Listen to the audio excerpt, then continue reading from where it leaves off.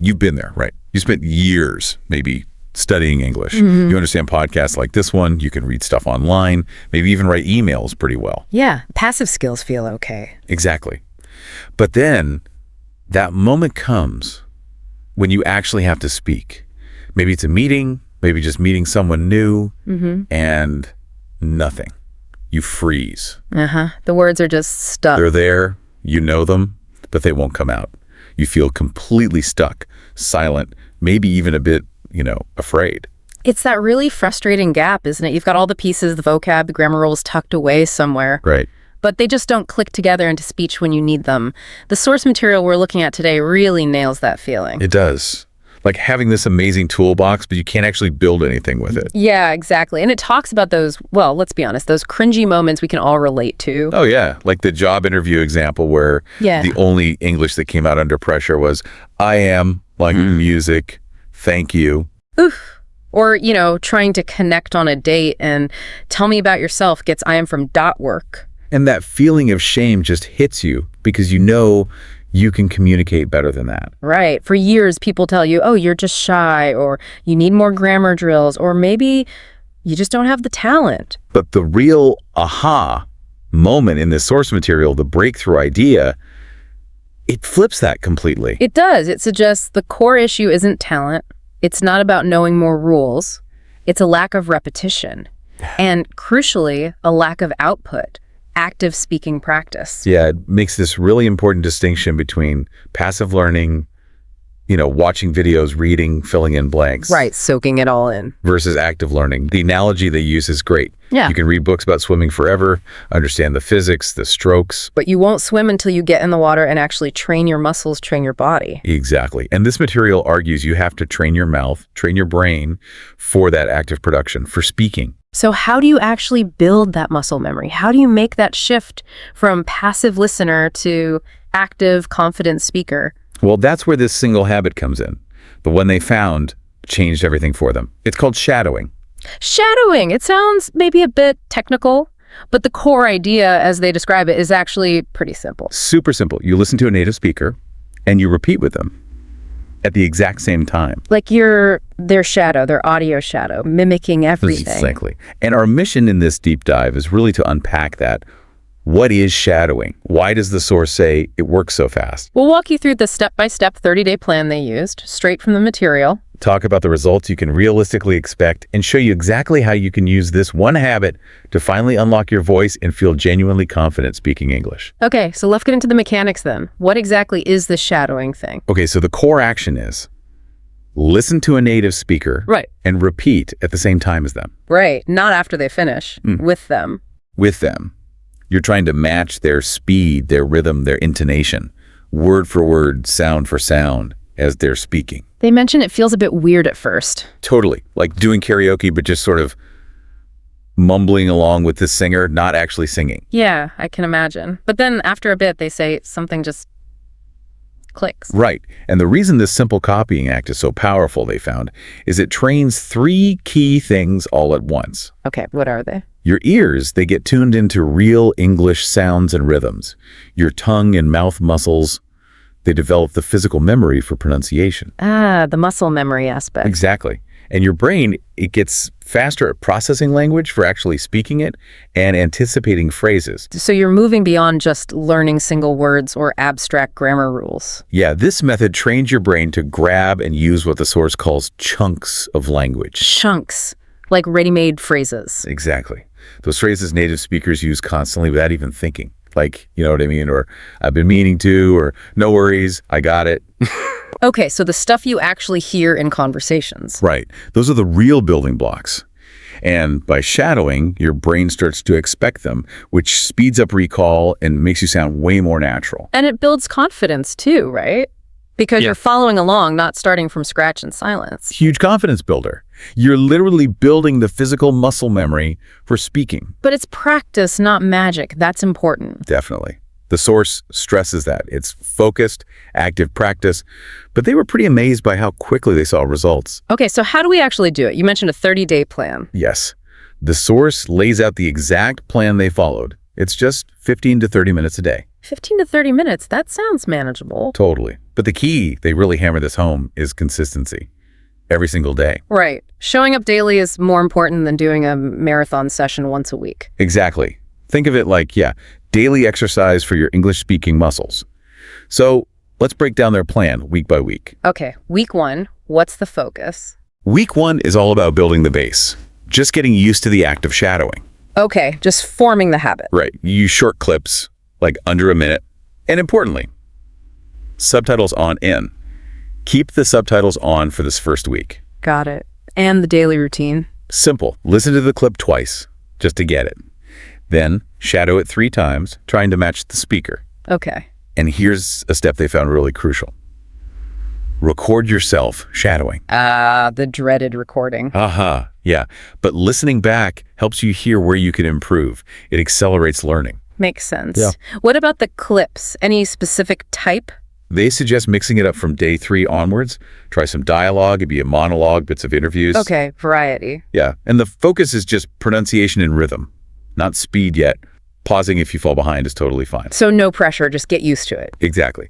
By day 7, the goal is just feeling your mouth moving more naturally, maybe starting to notice some of those phrase chunks and feeling a little bit more confident. Okay, week 1, build the base. What about week 2? Week 2 starts to ramp it up. Focus shifts to improving speed and sounding more natural, getting that intonation right. Okay, a bit more challenging. Yeah. You use slightly longer clips now, maybe 1 to 2 minutes. And on day 8, they suggest trying something new, shadow, without looking at the script first. Oh, okay. Relying just on your ears. Right, just listen and shadow, then check the subtitles afterwards to see how accurate you were. I see. Test your listening, too. Exactly. Then days 9 and 10 introduce something they call shadow plus speak. Shadow plus speak. Yeah, you shadow a phrase or sentence, then immediately pause the audio and try to repeat it again from memory. Okay. So it trains recall and helps make it more automatic. Precisely. Building that automaticity. Yeah. By day 14, the aim is to shadow maybe a minute and a half nonstop.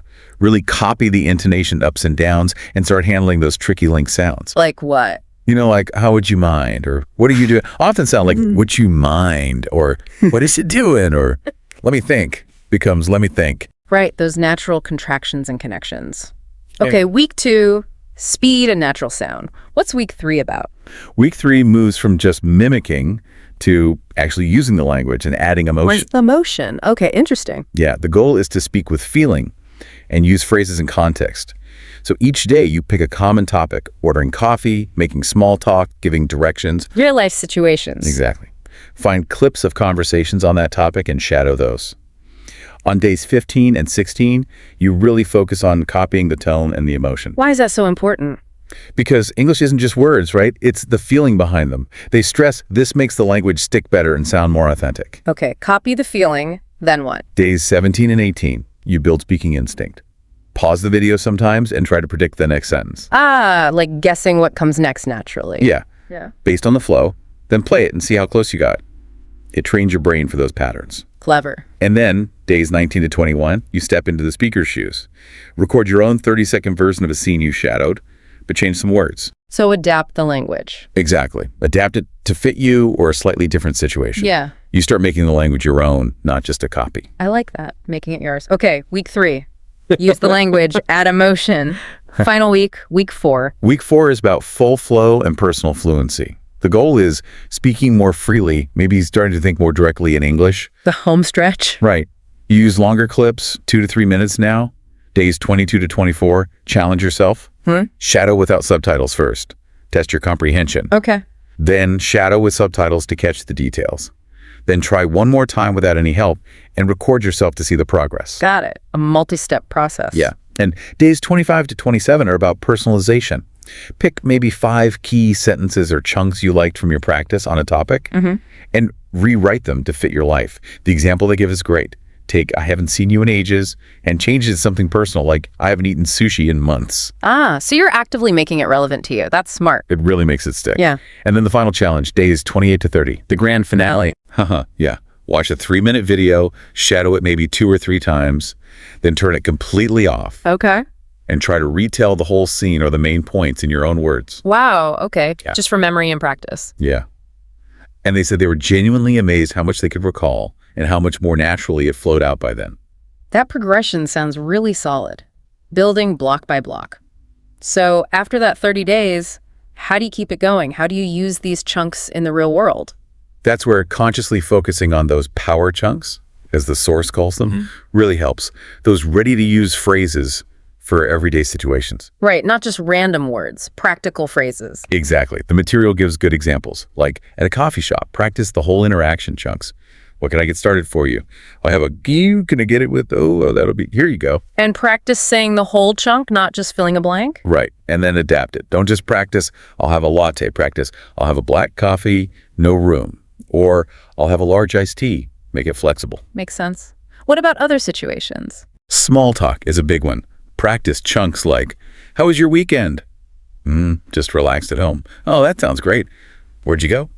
Up near. This is how people actually talk, right? Yeah, definitely not textbook dialogues. Or even something like a doctor's visit. What seems to be the problem? I've had a persistent cough. Have you taken anything for it?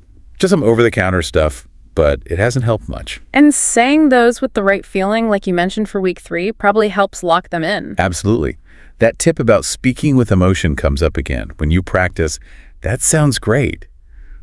Actually smile, feel enthusiastic, let your voice and body convey it. It makes it more memorable and more natural sounding to others. Totally. And they listed a few versatile phrases they shadowed daily until they felt automatic. I'm not sure. Sounds good to me. Let me think. No worries. I've been meaning to.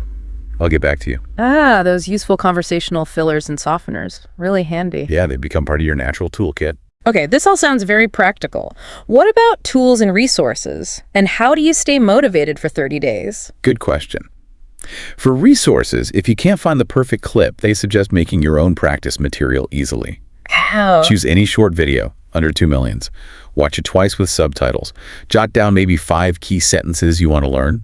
Practice saying just those 5 sentences out loud 3 times, then record yourself using them. Simple. That sounds very doable. And the tools they used? Mostly free stuff. YouTube is huge, especially with auto captions. TED Talks for clear speech. They mentioned the show Friends for emotional, real-sounding dialogue. Sure. BBC Learning English has good structured stuff. Google Docs for saving your phrases. And just a basic voice recorder app on your phone for that crucial recording step. Right. And staying consistent. Any tips for that? Accountability? Yeah, they had a few ideas. Find a speaking buddy if you can, just someone to check in with. Okay. Maybe post one short recording weekly, even privately, like in a journal or a voice note app. Yeah. Just to track progress. Visual progress. Yeah, and make a simple checklist, 30 boxes, tick one off each day, very satisfying. And reward yourself for hitting milestones. Good idea. What if you miss a day? Life happens. Crucial point. Absolutely no guilt. Just acknowledge it and start again the next day. The habit isn't broken, you just paused. Pick it back up. That's a relief. No self-blame. So after all this 30-day intense focus, what did it really change? It sounds like more than just pronunciation. Oh, definitely. It was a mindset shift, too. Yeah. By day 30, they described looking in the mirror, recording themselves speaking English, and not cringing for the first time. Wow, that's big. Yeah. Their voice sounded confident, natural, real. Not perfect, they stressed that, but authentically them speaking English. What were the noticeable changes in their speaking? They realized they were speaking without constantly translating back and forth in their head. Thinking more directly in English. Exactly. And those longer natural chunks they'd practiced were just coming out automatically. The fear, that freezing up feeling, was way less intense. That's huge. And they learned to handle mistakes better. Instead of shutting down, they used phrases like native speakers do. Let me think. Sorry, I'm not sure how to say this. Right, recovering gracefully. Yeah. It felt like them speaking English, not like reciting a textbook. That shadowing had really done its job, like targeted training. And practicing those chunks just made speaking feel easier, faster, maybe even fun. More enjoyable, definitely. And the biggest takeaway, the core mindset shift, seems to be this. You don't need perfect English. You need brave English. Brave English. I like saying. That's powerful, isn't it? Yeah. They really emphasize your accent isn't the main thing. What connects is your energy, your message, your story. And they redefine fluency too, don't they? Not just about speed. Right. Fluency is comfort. Being comfortable enough to say, sorry, I don't understand. Can you say that again? If you need clarification. Or comfortable explaining something differently if you weren't understood. Okay, let me try explaining it this way. Exactly. So the big message is, stop chasing perfect grammar in your head. Start chasing real conversations actively. That's where the real skill develops. This whole deep dive really hammers home what the source material discovered. One voice, one clip, that one habit of shadowing, practice consistently. Yeah. It really can change everything. It can. And the people who shared this journey, they're convinced you can do it too. Because they started right where you might be stuck, silent, frustrated. So the invitation is just to take the first step. Shadow your first video. Maybe today. Yeah. Speak with your full voice, your full heart, as they say. Commit to that 15, 30 minutes a day. Just see what happens in 30 days of this kind of focused, active practice. The aim is ending up with a voice in English that finally feels like it's really yours. Exactly. You know, what's really interesting beyond just language, if this focused, consistent daily practice on one specific skill, like speaking English, if that can create such a big change in just 30 days, well, it makes you wonder, doesn't it? How could that same blueprint apply to learning any skill you want to develop? That's a great point. What else could you unlock with just, say, 15 to 30 minutes of that kind of dedicated, focused practice every single day? Hey, everybody, and welcome back to another deep dive with us. So today we're going to be looking at something pretty interesting. Yeah, this should be fun. Yeah. Basically, we're going to be going over the top 21 most frequently used words in the English language. Yeah, and you know, it's really amazing how such a small set of words can make up like the foundation for like daily conversation. Yeah, absolutely. And, you know, whether you're a beginner or, you know, you consider yourself more advanced, you know, understanding these words and how to use them effectively, you know, is really going to help you sound more fluent, more natural. So joining me today to, you know, help us unpack all of this and really give us some good insights is... Hi, everyone. So I'm really excited to jump into this with you. So I guess to start off, you know, our source has broken down these 21 words into different categories. Right. So we've got verbs and we've got conversational words and then we've got nouns and adjectives. So I figure, you know, why don't we just go in order? Verbs, those are like the action words, right? The, you know, the workhorses of the sentence. So let's start there. Yeah, definitely. All right. So the first one on the list is go. And, you know, I think most people, when they think about go, they're thinking, you know, it's about like physical movement. Right. Like I go to the store. Right. Exactly. But, you know, it can also indicate like a change of state. Like the lights went out or even like a progression of time, like as the years go by. That's so true. I never really thought about like all the different ways that we use that one little word, go. All right. What about get? That one seems even more, you know, multifaceted. Yeah, get is a very interesting one, you know, because it often implies a process or a change of state that's sort of outside of your direct control. Oh, okay. So you think about phrases like get sick or get lost. You know, it's like something is happening to you. It's not like you're directly making it happen. Right. It's like something's being done to you. Exactly. But then on the other hand, you have phrases like get rich or get ahead. Right. And those have a very different connotation. Yeah. Right. It's much more like intentional, almost aspirational. Yeah, it's like get reflects our relationship with change itself, whether it's something we're actively pursuing or something that's kind of being imposed upon us. That's so interesting. I like that a lot. Okay, so moving right along. Next up we have do. And this one always feels to me like the ultimate multitasker. Definitely. He can do so many things. Absolutely. It's amazing how often do just pops up in our sentences. From describing our jobs, like, what do you do? Right. To expressing obligations, I have to do my homework. It really is like the Swiss Army knife of verbs. Yeah, and, you know, it plays such a key role in questions, too. You know, do you like pizza? Did you see that movie? Like, it's just, you know, it makes the question a question. Absolutely. Okay, so we've had go, we've had get, we've had do. What about have? Oh, have. That's another one that's surprisingly versatile. Yeah. I mean, obviously, we use it for possession. I have a car. Right. But we also use it for experiences. I had a great time. And then, you know, all those idioms, too. Have a nice day. Have a good one. These are just ingrained into our everyday conversations. Yeah, and I think have really highlights how so much of language is really about more than just, you know, the literal meaning. It's about, you know, creating a feeling or, you know, connecting with someone on a social level. Exactly. Okay, so let's tackle make. I feel like this is one I use constantly. Make dinner, make a decision, make a mistake. It's all about like creating something or causing something to happen. Yes. But then there's also this element of obligation sometimes, right? Yeah. Like I made him apologize. Exactly. Make implies that you're kind of bringing something into being. You're causing something to happen. And you're right about the obligation aspect too. It can be used to express, you know, influence or even a sense of like responsibility for something. Well, like you're the driving force behind whatever is happening. Exactly. Okay. And last but not least on our list of verbs, we have take. Take. Now, this is an interesting one because take often involves a sense of action combined with possession or control. So, think about phrases like take a break, take a seat, take charge. Right. It's like you're asserting yourself in some way, whether you're taking something for yourself or taking control of a situation. Exactly. So, okay, we've got go get, do, have, make, and take. That is a lot of verbal power packed into 6 little words. It really is. It's amazing how much we can express with just the small set of verbs. Okay, so we've covered the verbs. Now let's move on to those little words that I like to think of as kind of like the glue that holds our conversations together. Those little conversational connectors. Right. So things like hi and bye and thanks and sorry. I mean, how deep can we really go with these?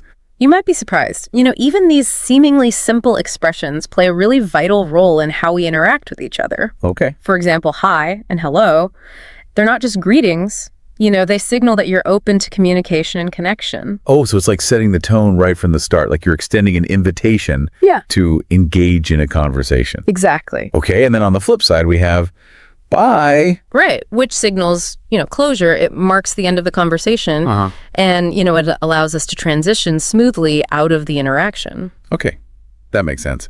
So we've covered greeting and departing.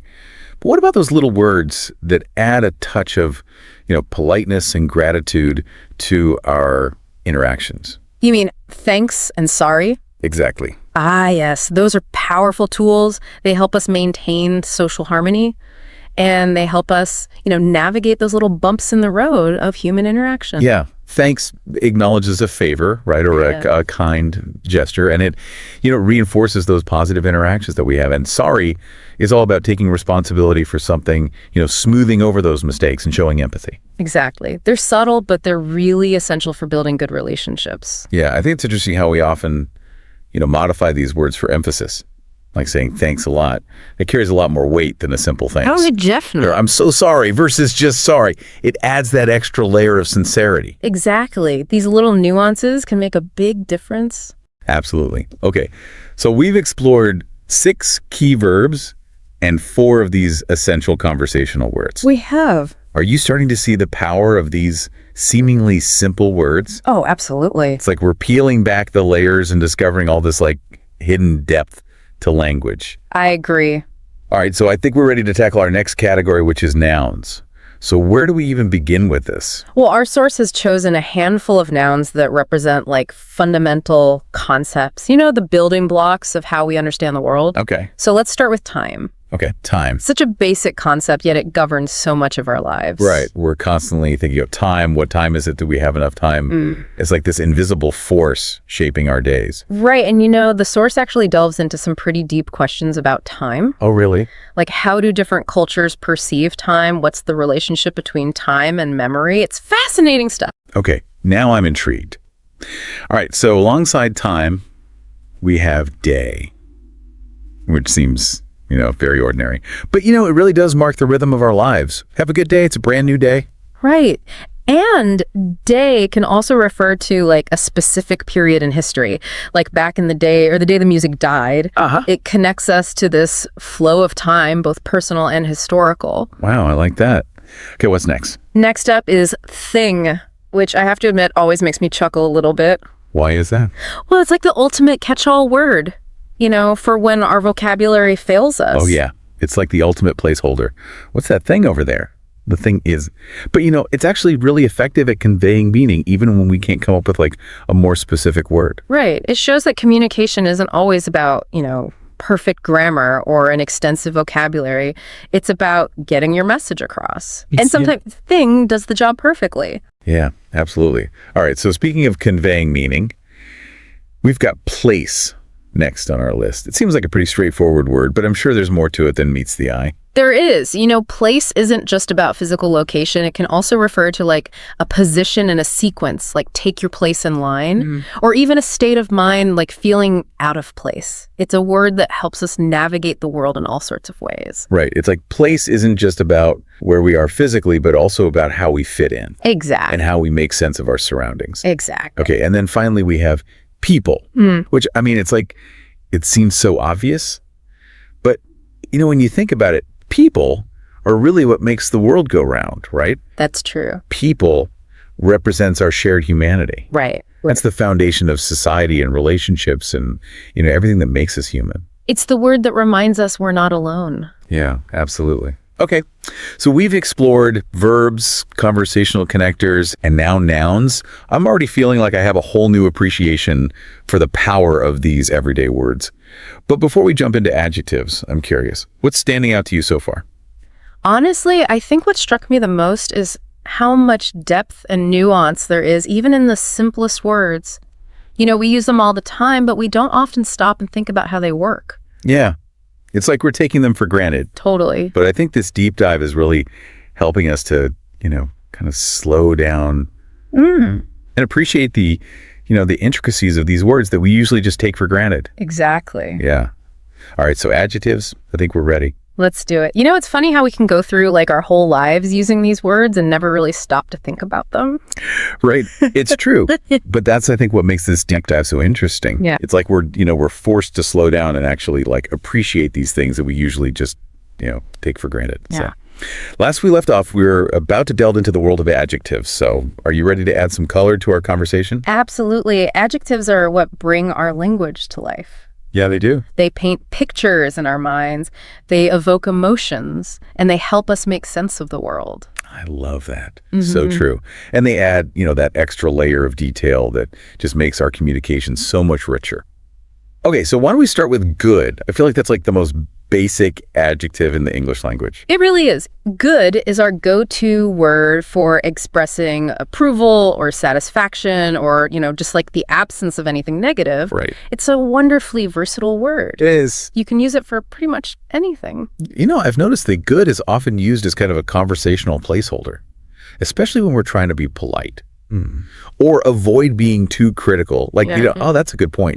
Even if you don't really agree with what the person is saying. Right. It's like a way of maintaining harmony. Yeah. Smoothing over those potential disagreements or awkward moments. Right. Okay, so good is all about positivity and agreeableness.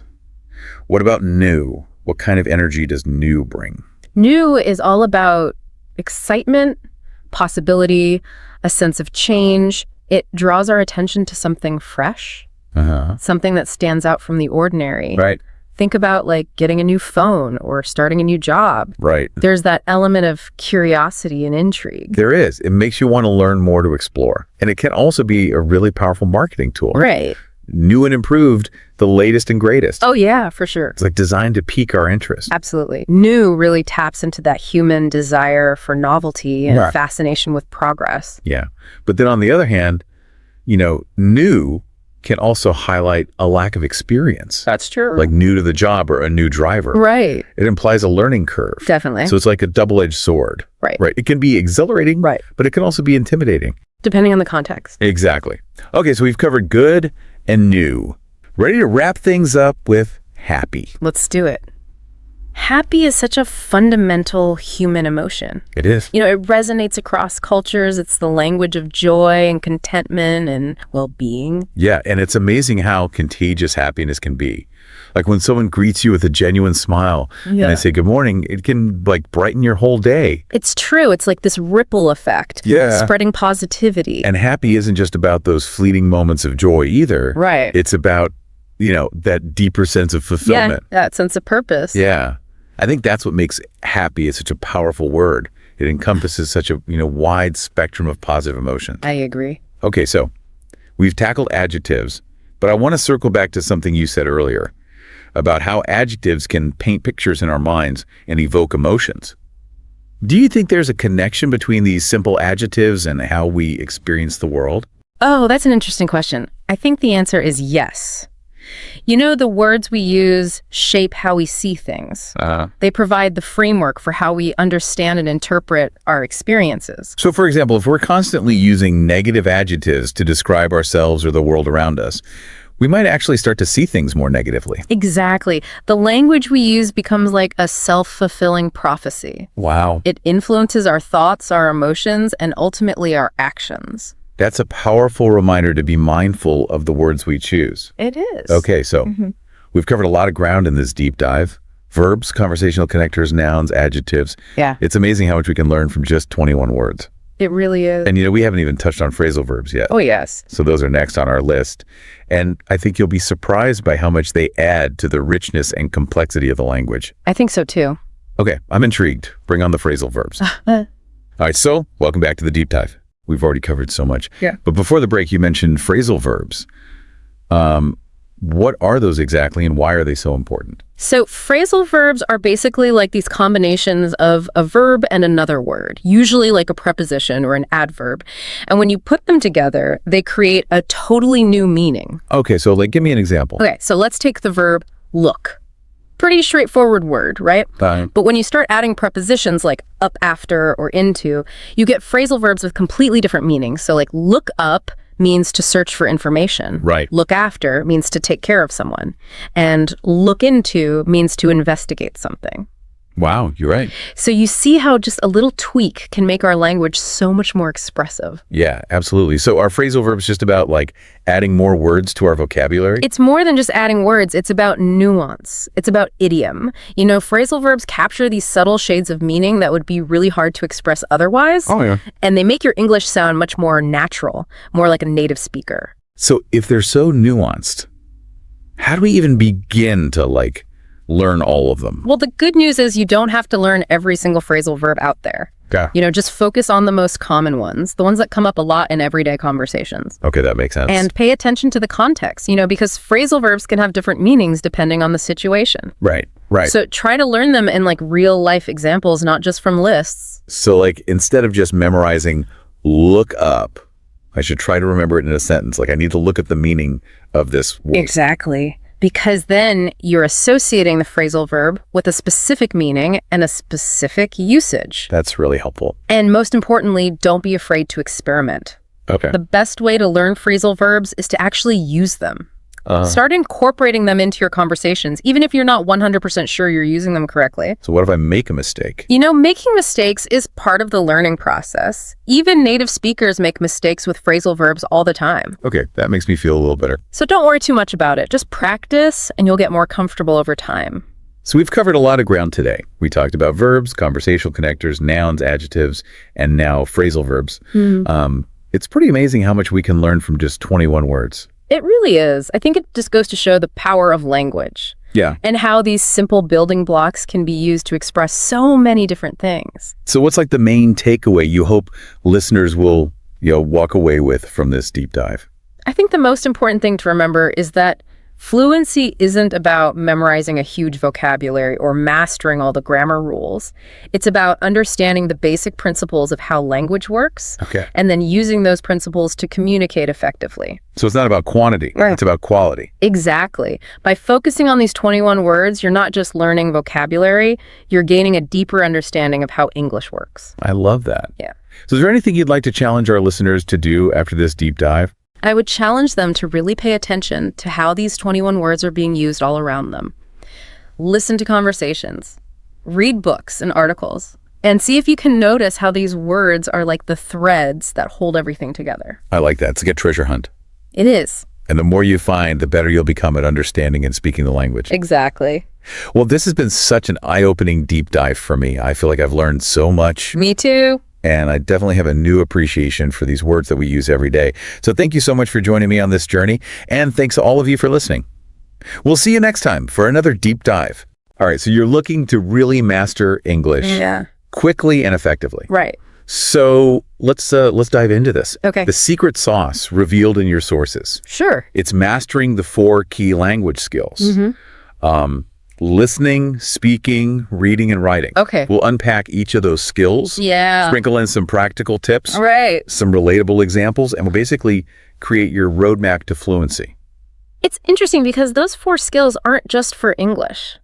Oh, really? Yeah, they're the foundation of any language. Interesting. You soak up language through listening, you communicate through speaking, you explore the world through reading, and express yourself through writing. Okay. So it's really the foundation of communication. Gotcha. So listening. Yeah. It's the base. It's the way we naturally absorb language, just like babies do. Right. Before they can even utter a word. Yeah. Immersing yourself is key. Yeah. But there's a bit more to it than that, right? Yeah. Exactly. Think about how parents instinctively talk to their kids. Oh, okay. Simpler words, they slow down. Right. They emphasize key sounds. Yeah. Well, that same principle applies to learning any language. Interesting. Peppa Pig. Peppa Pig. Yeah, with its clear pronunciation and simple storylines, Okay. is a surprisingly effective tool for tuning your ears to the rhythm and sounds of English. Okay, that's interesting. Yeah, I see how that simplified input can really help with picking up the basics. right. But what about those of us who maybe aren't into cartoons? Yeah. How do we immerse ourselves effectively? Subtitles are your secret weapon. Ooh. Start with your favorite shows. Okay. Friends, Stranger Things, Yeah. anything that you enjoy. Gotcha. Watching with English subtitles lets you read and listen simultaneously, Right. reinforcing your comprehension. Okay. Then try watching the same scene without subtitles to test yourself. So it's like training wheels for your ears. Precisely. That makes a lot of sense. Yeah, and it ties into the idea of active listening, Oh, okay. which goes beyond just passively hearing the words. Okay. You're mimicking pronunciation, Right. paying attention to tone, Yeah. and truly engaging with the nuances of spoken English. Active listening. I like that. Yeah. It feels a lot more deliberate and purposeful than just having the TV on in the background. Right? Okay, so we've got listening down. Uh-huh. But Yeah. speaking, Yeah, that's often the trickiest part, right? absolutely. It's easy to feel self-conscious about making mistakes. One technique that can help you overcome that fear and build confidence is shadowing. Shadowing. You listen to a sentence and you repeat it immediately, mimicking the speaker's tone and rhythm. Oh, okay. Want to try it? Yeah. Repeat after me. Okay. I'd like a cup of coffee, please. I'd like a cup of coffee, please. Hey, it's already making you think about your pronunciation more. It is. Yeah. I like that. And don't underestimate the power of everyday conversations, Oh. even if it's just talking to yourself. Interesting. Describe what you're doing as you go about your day. Right. I'm cooking dinner. I'm walking the dog. Yeah. Every little bit helps. So it's about finding those little opportunities to practice speaking, Precisely. even if it feels a bit silly at first. Exactly. And when it comes to speaking, Yeah. remember that learning sentence patterns Okay. is more effective than memorizing isolated words. Interesting. Let's revisit that coffee example. All right. Once you've got, I'd like a cup of coffee down, Mm-hmm. you can swap coffee for tea, Right. water, Uh-huh. a slice of cake. Yeah. Suddenly you've unlocked a flexible phrase for a variety of situations. Okay, that's a really helpful way to think about it. Yeah. Instead of memorizing a whole dictionary, Right. you're learning the building blocks of sentences Mm-hmm. and how to adapt them. Exactly. So we've covered listening and speaking. Yeah. What about reading? Reading is like a treasure trove for expanding your vocabulary, absorbing grammar naturally, and simply enjoying the learning process. But I imagine it can be a bit overwhelming. Ah. Where do you even start? It doesn't have to be intimidating. Yeah. Start with materials you genuinely enjoy. Yeah. Maybe news headlines, Uh-huh. a favorite blog, Yeah. even social media posts. Okay. The key is to find content that keeps you engaged Right. and coming back for more. So instead of forcing myself to read classic literature that I don't understand, Right. I could start with something more my speed. Exactly. And here's a tip. Okay. Don't get bogged down by every unfamiliar word. Right. Use context clues to guess the meaning. Oh, So, interesting. for example, Okay. the restaurant was crowded, Yeah. so we decided to leave. Mm-hmm. Even if you don't know crowded, you can infer it means something uncomfortable Oh, okay. or undesirable because they left. Right. That's a great point. I do that all the time when I'm reading in my native language. Mhm. Why not apply it to English as well? Precisely, it's about activating those critical thinking skills and becoming an active reader, Right. not just passively skimming the words. You can also make reading more interactive by underlining new words, writing them down, and even creating your own sentences with them. Interesting. Yeah. So it's about turning reading into an active learning experience Exactly. rather than just passively absorbing information. Yeah. It's listening, speaking, and reading covered. Mm-hmm. What about writing? Yeah. I feel like that's the one a lot of people struggle with. Writing is a fantastic way to organize your thoughts, Okay. refine your grammar, Right. and flex those creative muscles in English. Yeah. And the best part is you can start small. Okay. Think about writing simple sentences about your daily routine. All right. I wake up at 7 a.m. All right. I eat breakfast at 8 a.m. Yeah. You know, just those very basic things. So it's not about writing the next great novel. Exactly. It's about getting comfortable expressing yourself in written English. Precisely. And journaling in English is a great low pressure practice. Oh, It's a private space to experiment with the language without fear of judgment. Right. You can also leverage language exchange apps Oh, yeah. to get feedback from native speakers and learn from your mistakes. I like that. Yeah. It's all about embracing those mistakes as opportunities to learn. Exactly. Okay, so we've covered the 4 skills. Uh-huh. Listening, speaking, reading, and writing. Right. They seem pretty interconnected, wouldn't you say? Absolutely. Think of it like a web with each skill supporting and reinforcing the others. Right. When you listen, you're not just absorbing sounds. Right. You're also picking up on grammar, vocabulary, and pronunciation. Yeah. When you speak, you're putting all of that knowledge into practice. And when you read, you're expanding your vocabulary, seeing how grammar works in different contexts, which then feeds into your writing. It's just like this amazing cycle of learning and reinforcement. Absolutely. The more you practice each skill, the stronger that web becomes. Yeah. Leading to greater fluency overall. Right. But how do we make sure we're actually practicing effectively? That's where motivation and goal setting come in. Okay, yeah. Right. Motivation and goal setting. We'll dive into those crucial aspects in the next part of our deep dive. Awesome. I'm excited to learn more about that. Yeah. Sounds good. Okay. You know, it's fascinating how we often box in language learning as this rigid, classroom-only activity. Yeah. But in reality, it's happening around us all the time. That's so true. When you start seeing everyday moments as learning opportunities, right, it really does open up a whole new world. Think about it. Every time you watch a movie, listen to music, or even just glance at a menu, you're engaging with English in some way. It's like this constant stream of input, subtly shaping your understanding of the language. And it doesn't have to be passive. Okay. You can turn those everyday encounters into active learning experiences. Now that's what I'm talking about. How do we make that happen? Let's say you're watching a movie. Instead of just following the plot, pay attention to how the characters use certain phrases, the tone they convey, the rhythm of their speech. So I'm not just watching for entertainment. Right. I'm actively analyzing how the language is being used. Precisely. And you can apply the same principle to music. Oh, okay. Listen to the lyrics, try to sing along, notice how the words are pronounced and how they flow together. It's like training your ear. Exactly. To pick up on those subtle nuances that make a language come alive. Fluency isn't just about knowing grammar rules or having a massive vocabulary. It's about using the language naturally and effortlessly like a native speaker. Right. It's about feeling comfortable and confident. Expressing yourself no matter the situation. And the more you expose yourself to the language in these authentic contexts, the more comfortable you'll become. Okay, we've talked a lot about the individual skills, listening, speaking, reading, writing. Right. But how do they all work together to create that fluency we're aiming for? That's where it gets really interesting. Okay. Think of it like a web.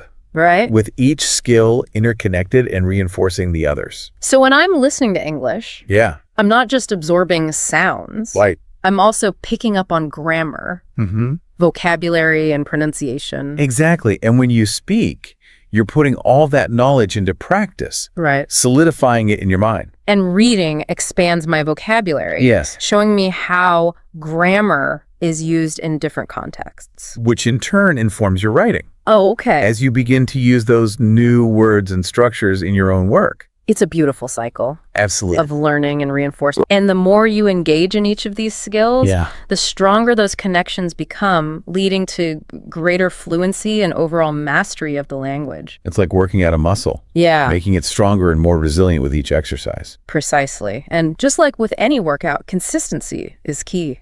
Okay. Even dedicating a few minutes each day to each skill can make a huge difference over time. So don't get discouraged if you don't see results overnight. Right.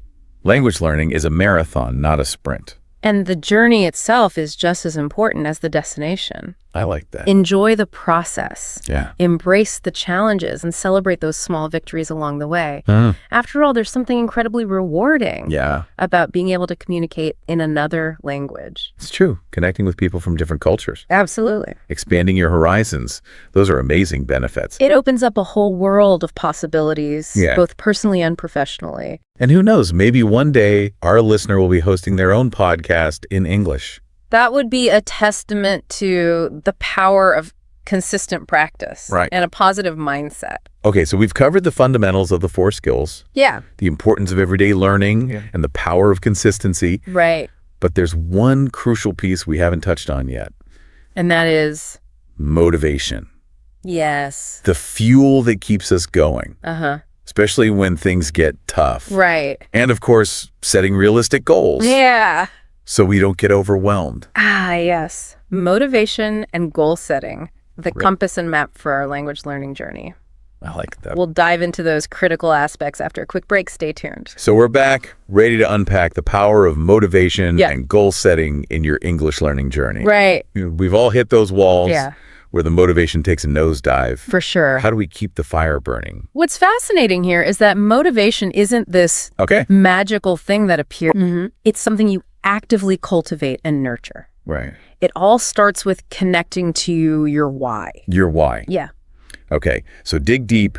Why are you learning English? Right. What doors will it open? Yeah. Is it to travel the world? Mm-hmm. Connect with new people? Mm-hmm. Boost your career? Yeah. Or simply enjoy those books and movies in their original form? Having a strong why is like your secret weapon. Oh, okay. When doubt or frustration creep in, Right. it's easy to get caught up in the daily grind of studying Yeah. and lose sight of the bigger picture. So it's like having a North Star Exactly. guiding you even when the path gets a bit rocky. Yeah. Speaking of navigating that path, how about setting goals? Right. It's tempting to aim for fluency in a few months, Yeah. but isn't that setting yourself up for a crash landing? Absolutely. Setting smaller, achievable goals Okay. is key to maintaining momentum Right. and celebrating those wins along the way. Yeah. Instead of, I want to be fluent in 6 months, Okay. break it down. Maybe it's, I want to comfortably chat about my hobbies, or I want to read a short story without a dictionary. Right. So those smaller victories fuel the motivation to keep going. Exactly. And it makes the whole process less intimidating. For sure. But even with smaller goals, Yeah. we need to be honest about our time. How much time can you realistically dedicate to learning each week? Right. Be specific. Create a schedule that works for you and stick to it. Okay. Consistency trumps intensity when it comes to language learning. So 30 minutes a day is better than cramming for 3 hours once a week. Exactly. It's like those little deposits in a savings account. Right. They add up over time. That's a great analogy. Thanks. It's fascinating how much progress you can make with consistent effort, even if it's just a little bit each day. Right. And don't forget to celebrate those milestones. Oh, okay. Acknowledge your progress. Reward yourself. Yeah. Let those successes fuel your motivation. It's like giving yourself a little pat on the back and saying, hey, I'm doing this. Exactly. I'm moving forward. Okay. And at the end of the day, it's important to remember that the journey of learning English is just as important as the destination. Right. Have fun with it. Couldn't agree more. So Okay. there you have it. Okay. We've explored the 4 essential skills, the power of finding those everyday learning opportunities, Right. and the vital roles of motivation and goal setting. Yeah. You've now got the tools, Okay. the insights and inspiration to unlock your full language potential. Awesome. It's time to define your why, set those realistic goals, and get to work. So to wrap things up, for Yes. anyone listening who wants to master English quickly and effectively, remember it all comes down to mastering those 4 key skills: Right. listening, speaking, reading, and writing. Yeah. And as we've learned today, the best way to tackle these skills is to find a method that works for you. Stay motivated by connecting to your personal why. And don't forget to celebrate those small wins along the way. Yeah, and remember, consistency is key. Right. Keep practicing, keep learning, Absolutely. and most importantly, have fun with it. Thanks for joining us on this deep dive into the world of English language learning. It was my pleasure. We'll catch you next time. Sounds good. Welcome back for another deep dive. Today we're going to be tackling something you use every day, probably without even thinking about it too much. Oh, yeah. Like what? Numbers and time. Okay, interesting. And how are we diving into that? Well, our roadmap for this deep dive is a 100-minute lesson plan. 100 minutes. That's pretty intense. Well, don't worry. We're giving you the express tool. Okay, that makes me feel better. I mean, you might be thinking, I already know numbers. I know how to tell time. But, think about it this way. This deep dive is about the structure of how we learn these concepts. Ooh. Okay. I like that. Like whether you're teaching these concepts to somebody else, or maybe you're learning a new language, or maybe you're just fascinated by those everyday things that we kind of take for granted. Yeah, it's funny how the most basic things can actually be pretty complex when you really look at them. Exactly. Yeah. So what I found really interesting about this lesson plan that we're looking at is how systematic it is. Oh, interesting. Like, it starts with the most basic building blocks and then like methodically adds complexity as it goes. So it like shows how our brains build up to a really sophisticated understanding, but like from a simple starting point. Yeah, exactly. It's pretty cool. And it jumps right in with numbers. Okay, so like 1, 2, 3. Well, it actually starts with counting 1 to 20 first. Okay, that does seem pretty basic. Yeah. But does it really? I mean, I remember when I was a kid, like getting the number order right was like a big deal. Like, why does 7 come after 6? You know, it's funny because when you think about it, that decimal system that we use every day, it really relies on understanding those first 10 digits, right? And then you build from there. And even across languages, a lot of languages have similar structures for those early numbers. Oh, that's interesting. So it's kind of a common starting point for communication no matter where you are in the world. So it's sort of like a universal language in a way. In a way, yeah. Like a Rosetta Stone for numbers. I like that. But then English gets tricky, right? Like 13 versus 30. Ugh, don't even get me started. I still mix those up sometimes. I know. It's like, why does English have to be so complicated sometimes? Well, and the lesson plan actually like highlights those pronunciation pitfalls early on. Ooh, that's sorry. Like right from the beginning. It's like, okay, watch out for these. So after you get 1 to 20 down, then it moves on to like, how do you build bigger numbers? Like all the way up to 99. And that's where understanding place value becomes like really, really important. For Place value. yeah, like 21, 32, 45. It's all about seeing the pattern, how the 10s and the 1s like work together. Oh, okay. So it's like you're cracking a code. Exactly. It's like a number code. So we've cracked the code up to 99. We're on a roll. But what about those giant numbers? Like, does it cover those too? It does. So this lesson plan goes all the way up to 10,000. Whoa. Yeah.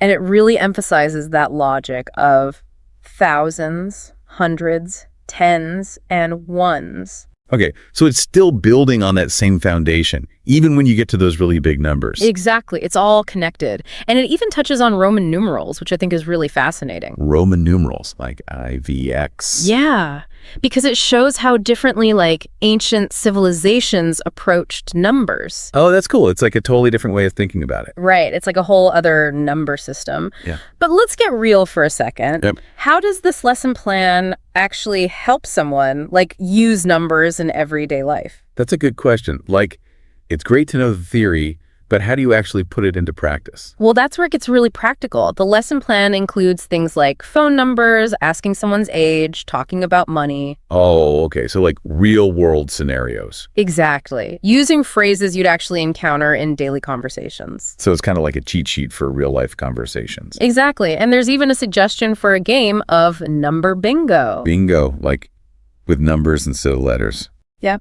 I mean, I love bingo, but do you think it actually helps with numbers, or is it just like a fun activity? Oh, I think games are fantastic for learning, especially for kids. Oh, yeah. Bingo can really help reinforce number recognition, the order of numbers. And it's fun, so that's a bonus. Exactly. Plus, a little friendly competition never hurt anyone. Okay, so we've conquered the world of numbers. At least up to 10,000. But what about time? How does this lesson plan tackle that? Time is next, and the lesson plan starts by addressing the two main ways we see time: analog and digital clocks. Yeah, those are like the two biggies. Right, and making sure you're comfortable with both is really key because you encounter both in the real world. It's funny, I'm so used to digital clocks now that I almost forget how to read an analog clock sometimes. I know, right? It's like a lost art. But the lesson plan uses those like classic phrases for telling time, you know, like o'clock, quarter past, quarter to. But are those really universal? Like, do people in other countries say it the same way? That's a great question, and it actually brings up the like cultural aspect of time telling. Interesting. Like, those phrases are pretty common in a lot of English-speaking regions, but other cultures might have totally different ways of expressing those fractions of an hour. So even something as basic as like quarter past isn't so straightforward. Yeah, exactly. It really depends on where you are in the world and what language you're speaking. Wow, I never thought about that before. So this lesson plan is making me realize there's a lot more to numbers and time than I initially thought. It's like peeling back the layers of an onion.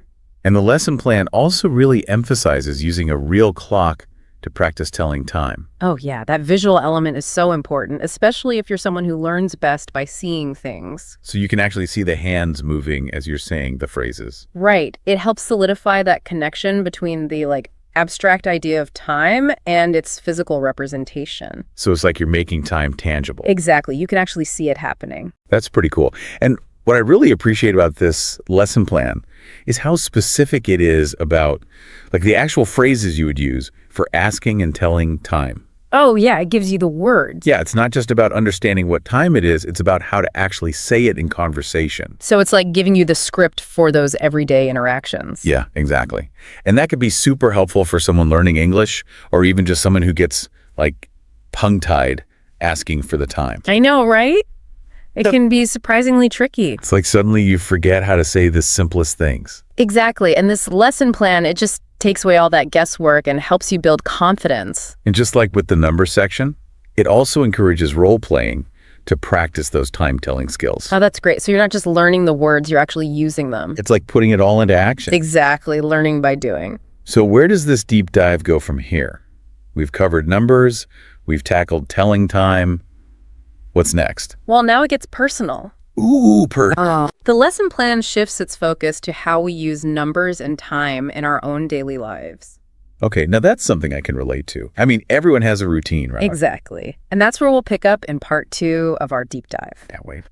Welcome back to the deep dive. Glad to be back. So last time we were talking about how this lesson plan takes a really personal turn. Yeah, it starts to focus on how we actually use numbers and time in our day-to-day life. Like our routines. Exactly. Waking up, going to work, bedtime, those everyday things. Like they were reading my diary or something. Right. But it's so smart how they incorporate the numbers and time telling we learned in the first part. It's not just about the concepts anymore. It's about applying them. Oh, so they actually give you ways to practice. Yeah, they actually suggest students write out their daily routines. Oh, interesting. So instead of just saying, I wake up at 7, you'd write. I wake up at 7 o'clock, or I wake up at 7:15. Using those specific phrases. Right. So it reinforces what you've learned, but it's also personalized. Exactly. And it made me think, we talk about routines all the time, but do we ever really stop and analyze them? Analyze them. How do you mean? Well, how much of our day is really dictated by the clock versus how much is actually our own choice? That's a good question. Never really thought about it that way. But the lesson plan doesn't just stop at routines, does it? Nope. It goes beyond those basic routines and gets into things like appointments and transportation schedules. Oh, okay. Stuff that can get a little tricky if you're not really comfortable with numbers and time. Right. Like imagine trying to catch a bus or make a doctor's appointment if you can't clearly communicate what time you need to be there. Oh, yeah. That's when it stops being theoretical and starts being real life stress. Exactly. And that's why this lesson plan is so helpful. It gives you those tools to feel confident and in control, even in situations where you might feel a little anxious. Makes sense. But how do you actually know if someone's really grasped all this? Is there a test? Of course. There's another quiz, and this time it mixes numbers and time together. Ooh, a combo quiz. That sounds like a good challenge. Though, sometimes I think I learn more from making up the questions than actually answering them. Oh, I totally agree. When you have to come up with the questions, you have to think about the material in a whole different way. Yeah, you have to anticipate what someone else might need to know, and that really helps you understand it better yourself. So maybe we should encourage our listener to try making their own quizzes about numbers and time. Ooh, I like that. A deep dive challenge for our listeners. But before we get too carried away with quiz making, let's step back for a second. Okay. What have we actually learned from this deep dive into the lesson plan so far? Well, I think it shows that even with something as basic as numbers and time, there's real method to learning them. Like a step-by-step process. Yeah. Right. You start with the building blocks and then you layer on complexity, always making sure to connect back to how you'd actually use this stuff in real life. It's like a reminder that learning should be both structured and meaningful. Exactly. And I think it's interesting how interconnected everything is. We started with numbers, then time, then routines, and now these more complex scenarios. It's like it all builds on itself. Right. It's not just separate topics, it's all woven together. And that's where we'll pick up in the final part of our deep dive. We'll see how this lesson plan really pushes learners to become fluent and confident with numbers and time in any situation. And we're back for the final part of our deep dive into numbers and time. It's amazing how much ground we've covered, right? It really is. We started with something as simple as counting to 20, and now look at us. It's all thanks to this amazing lesson plan. The last part, we were talking about how it gets into these more like real life situations. Yeah, like going to appointments, figuring out travel schedules, the stuff that can be kind of stressful if you're not totally comfortable with the language. Exactly. And it's here in this final stretch that the lesson plan really seems to emphasize like conversational fluency. Oh, for sure. It's like, okay, you've got the basics. Now let's make sure you can actually use them in real life. So you're not just understanding numbers and time, you're actually able to use them without even thinking about it. Right, like it becomes second nature. So it's like taking all those building blocks that we've been working with and turning them into a fully functional, communication system. I like that, a communication system. It's about bridging that gap between what you know in your head and what you can actually do out in the world. Exactly. And one of the ways this lesson plan does that is through a final quiz. We talked about quizzes before, and I know you're a big fan of making your own quizzes. Oh yeah, always a good challenge. But what's special about this final quiz in the lesson plan? Well, it's designed to be more challenging than the previous ones. It brings together numbers and time in these like more complex scenarios. So it's not just like, what time is it? No, it's more like, okay, if the train leaves at 4:15 and the journey takes 35 minutes, what time will you arrive? Stuff like that. Ooh. Okay, that does sound a bit trickier. It really makes you think, right? You have to like do some calculations, put different pieces of information together. And be able to explain your answer clearly. Exactly. It's impressive considering this lesson plan started with like basic counting. It really is. But aside from quizzes, are there other ways the lesson plan encourages this real-world fluency? Definitely. One of the last activities is a conversation practice where learners pair up and act out different scenarios. Oh, fun. It's like the grand finale. It brings everything together. Numbers, time, all the vocabulary they've learned. Like they're finally performing on stage after weeks of rehearsals. Exactly. And I bet it can be a bit nerve-wracking, putting yourself out there. And also exciting, right? Totally. Yeah. It's a safe space to make mistakes and learn from them. And the more you practice, the more natural it all becomes. So it's really about going beyond just knowing the material. It's about developing those communication skills. For sure. It's about giving learners the confidence to navigate everyday situations. This has been such a fascinating deep dive. I agree. We've seen how a well-structured lesson plan can take you from basic counting all the way to like feeling empowered to use numbers and time in your everyday life. And it's a great reminder that learning should be both fun and effective. I mean, who knew a deep dive into a 100-minute lesson plan could be so interesting? So to all our listeners out there, keep diving deep, keep exploring, and keep challenging yourselves to learn new things. Until next time. Okay, so have you ever when you're trying to explain something and you can't think of like the right word. Right. It's like, I want to say more than good, Yeah. I want to like really capture how awesome this thing is, but good is all that's coming out. For sure. For sure. So I think that happens to all of us, right? Totally. I think that's something we can all relate to. So today we're going to look at how to like really level up our vocabulary. Okay. And we're going to be using this lesson that was designed to help people learning English. Cool. But this is for anyone who wants to like sound more interesting or who wants to write in a more compelling way. Yeah. So I think we can all benefit from this. Definitely. I mean, who wouldn't want to expand their vocabulary and express themselves more effectively, right? Exactly. So it's not about like becoming a walking thesaurus or anything like that. No, not at all. It's more about finding those perfect words to really elevate our communication. Exactly. It's about moving beyond just those basic labels and really getting to the heart of what makes something special or interesting or, even controversial. Right. And what are some of the mistakes you see people making when they're trying to use more advanced vocabulary? Well, I think a common one is reaching for the most complex word they can find, thinking it'll make them sound smarter. Oh, yeah. But that often backfires. Uh-huh. The real skill is in choosing words that fit the context and convey the specific nuance you're going for. That makes total sense. Yeah. So like this source we're looking at, they talk about the word good. Okay. And how you could say remarkable or exceptional or outstanding. Right. But like you wouldn't want to say like, oh, my lunch with my friend was outstanding. Exactly. Outstanding implies something that really stands out from the crowd. Yeah. While remarkable might be a better fit for something that's, simply worth noting. Okay, so it's about choosing the right word for the situation. Precisely. It's like having a toolbox full of different tools and knowing which one to use for each specific task. Yeah, so it's more than just like grabbing the biggest word. Exactly. It's about being thoughtful about it. Exactly. Thoughtfulness and precision.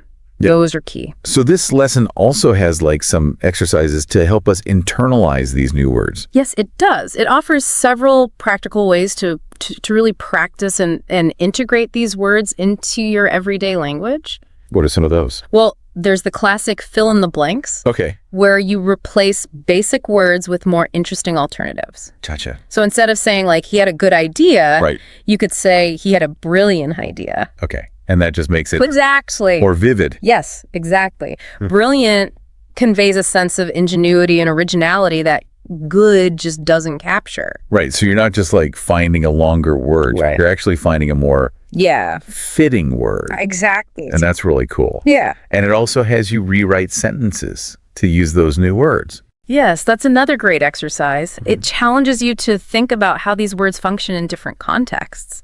And I thought it was really cool they included this short story Uh-huh. that was written first with like basic words. Right. And then with more advanced vocabulary. Yeah. And it's really interesting to see the difference. It really highlights the impact of word choice, doesn't it? Yeah, it does. So this first sentence says, "The old house stood on a hill overlooking the town.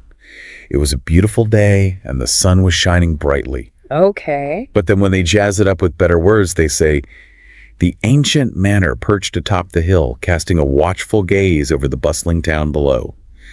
The day shimmered with an ethereal beauty, the sun's rays painting the landscape in hues of gold."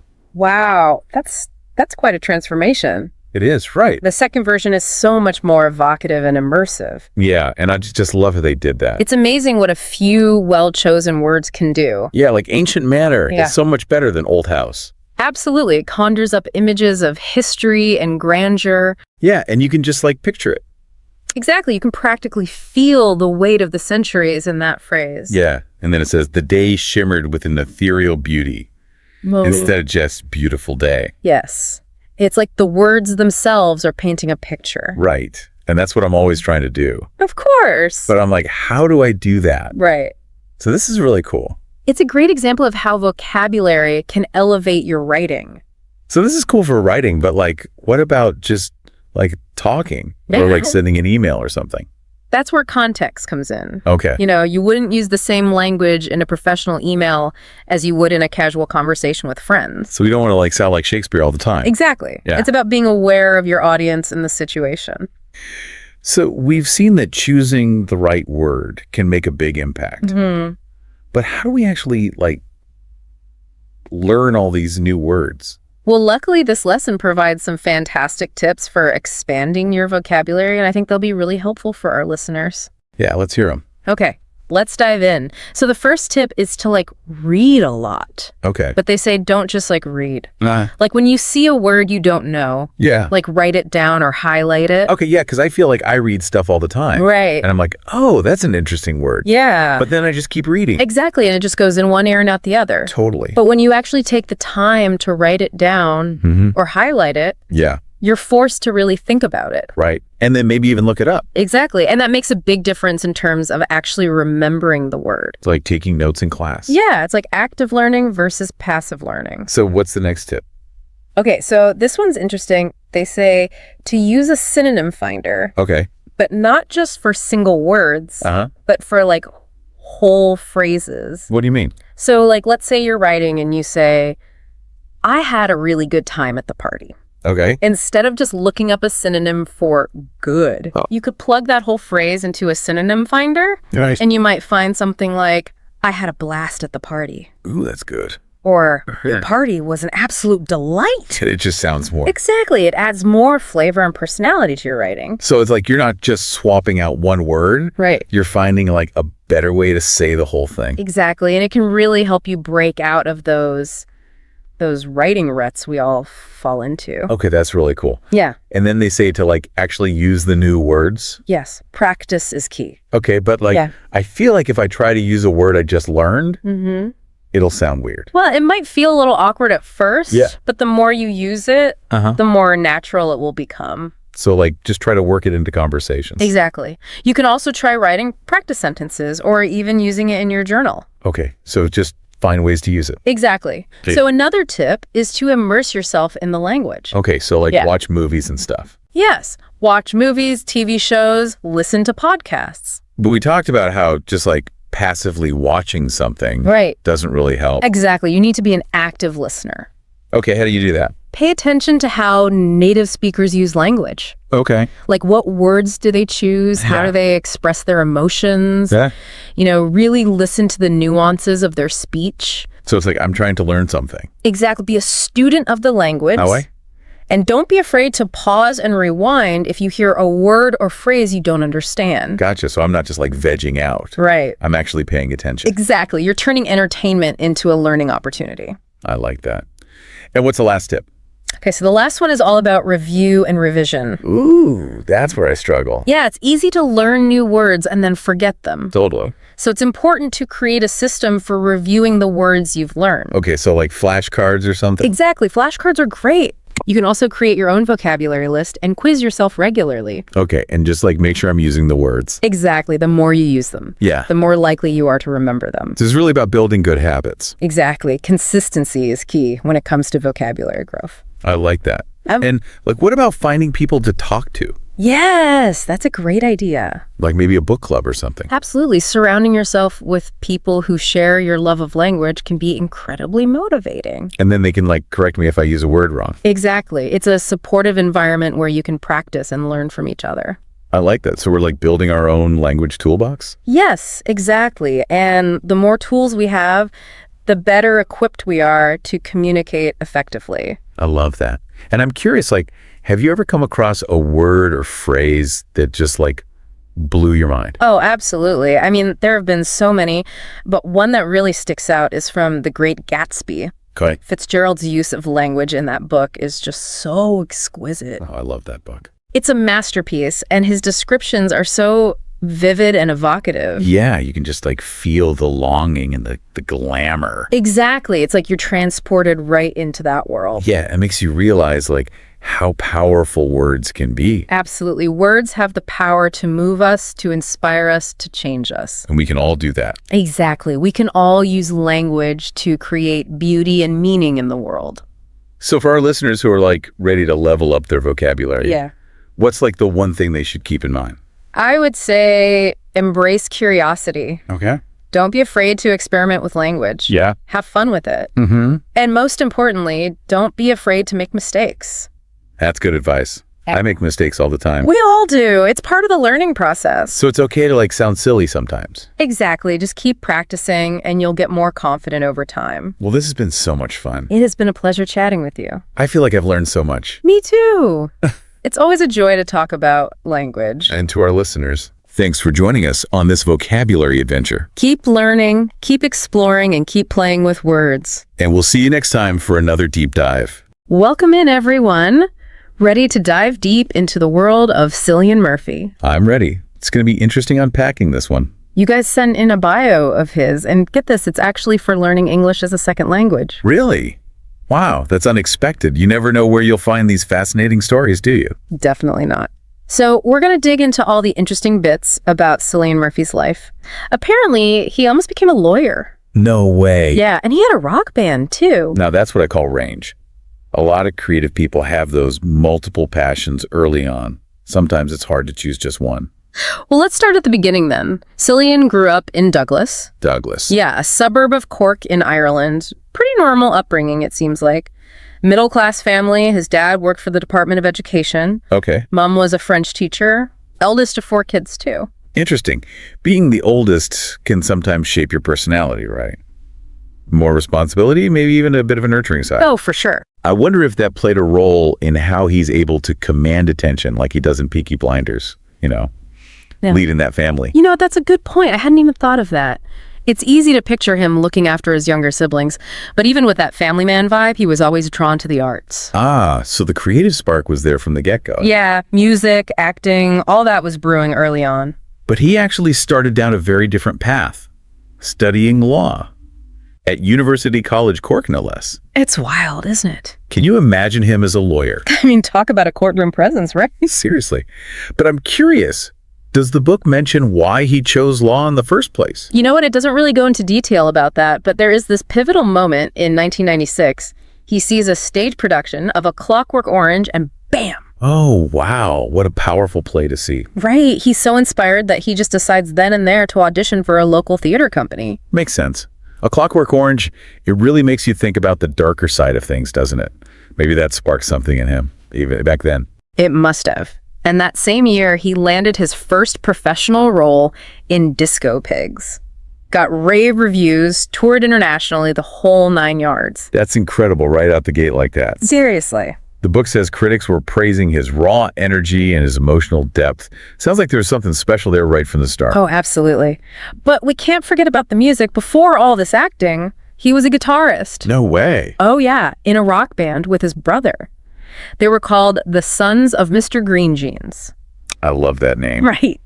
And here's the kicker. They actually got offered a record deal, but turned it down. Whoa, hold on. Really? They turned down a record deal. What made them do that? Well, the book says it was because of the contract terms, but you have to wonder if maybe acting was already calling to him, you know? It's fascinating, isn't it? Those moments where you choose one path and it could have been completely different.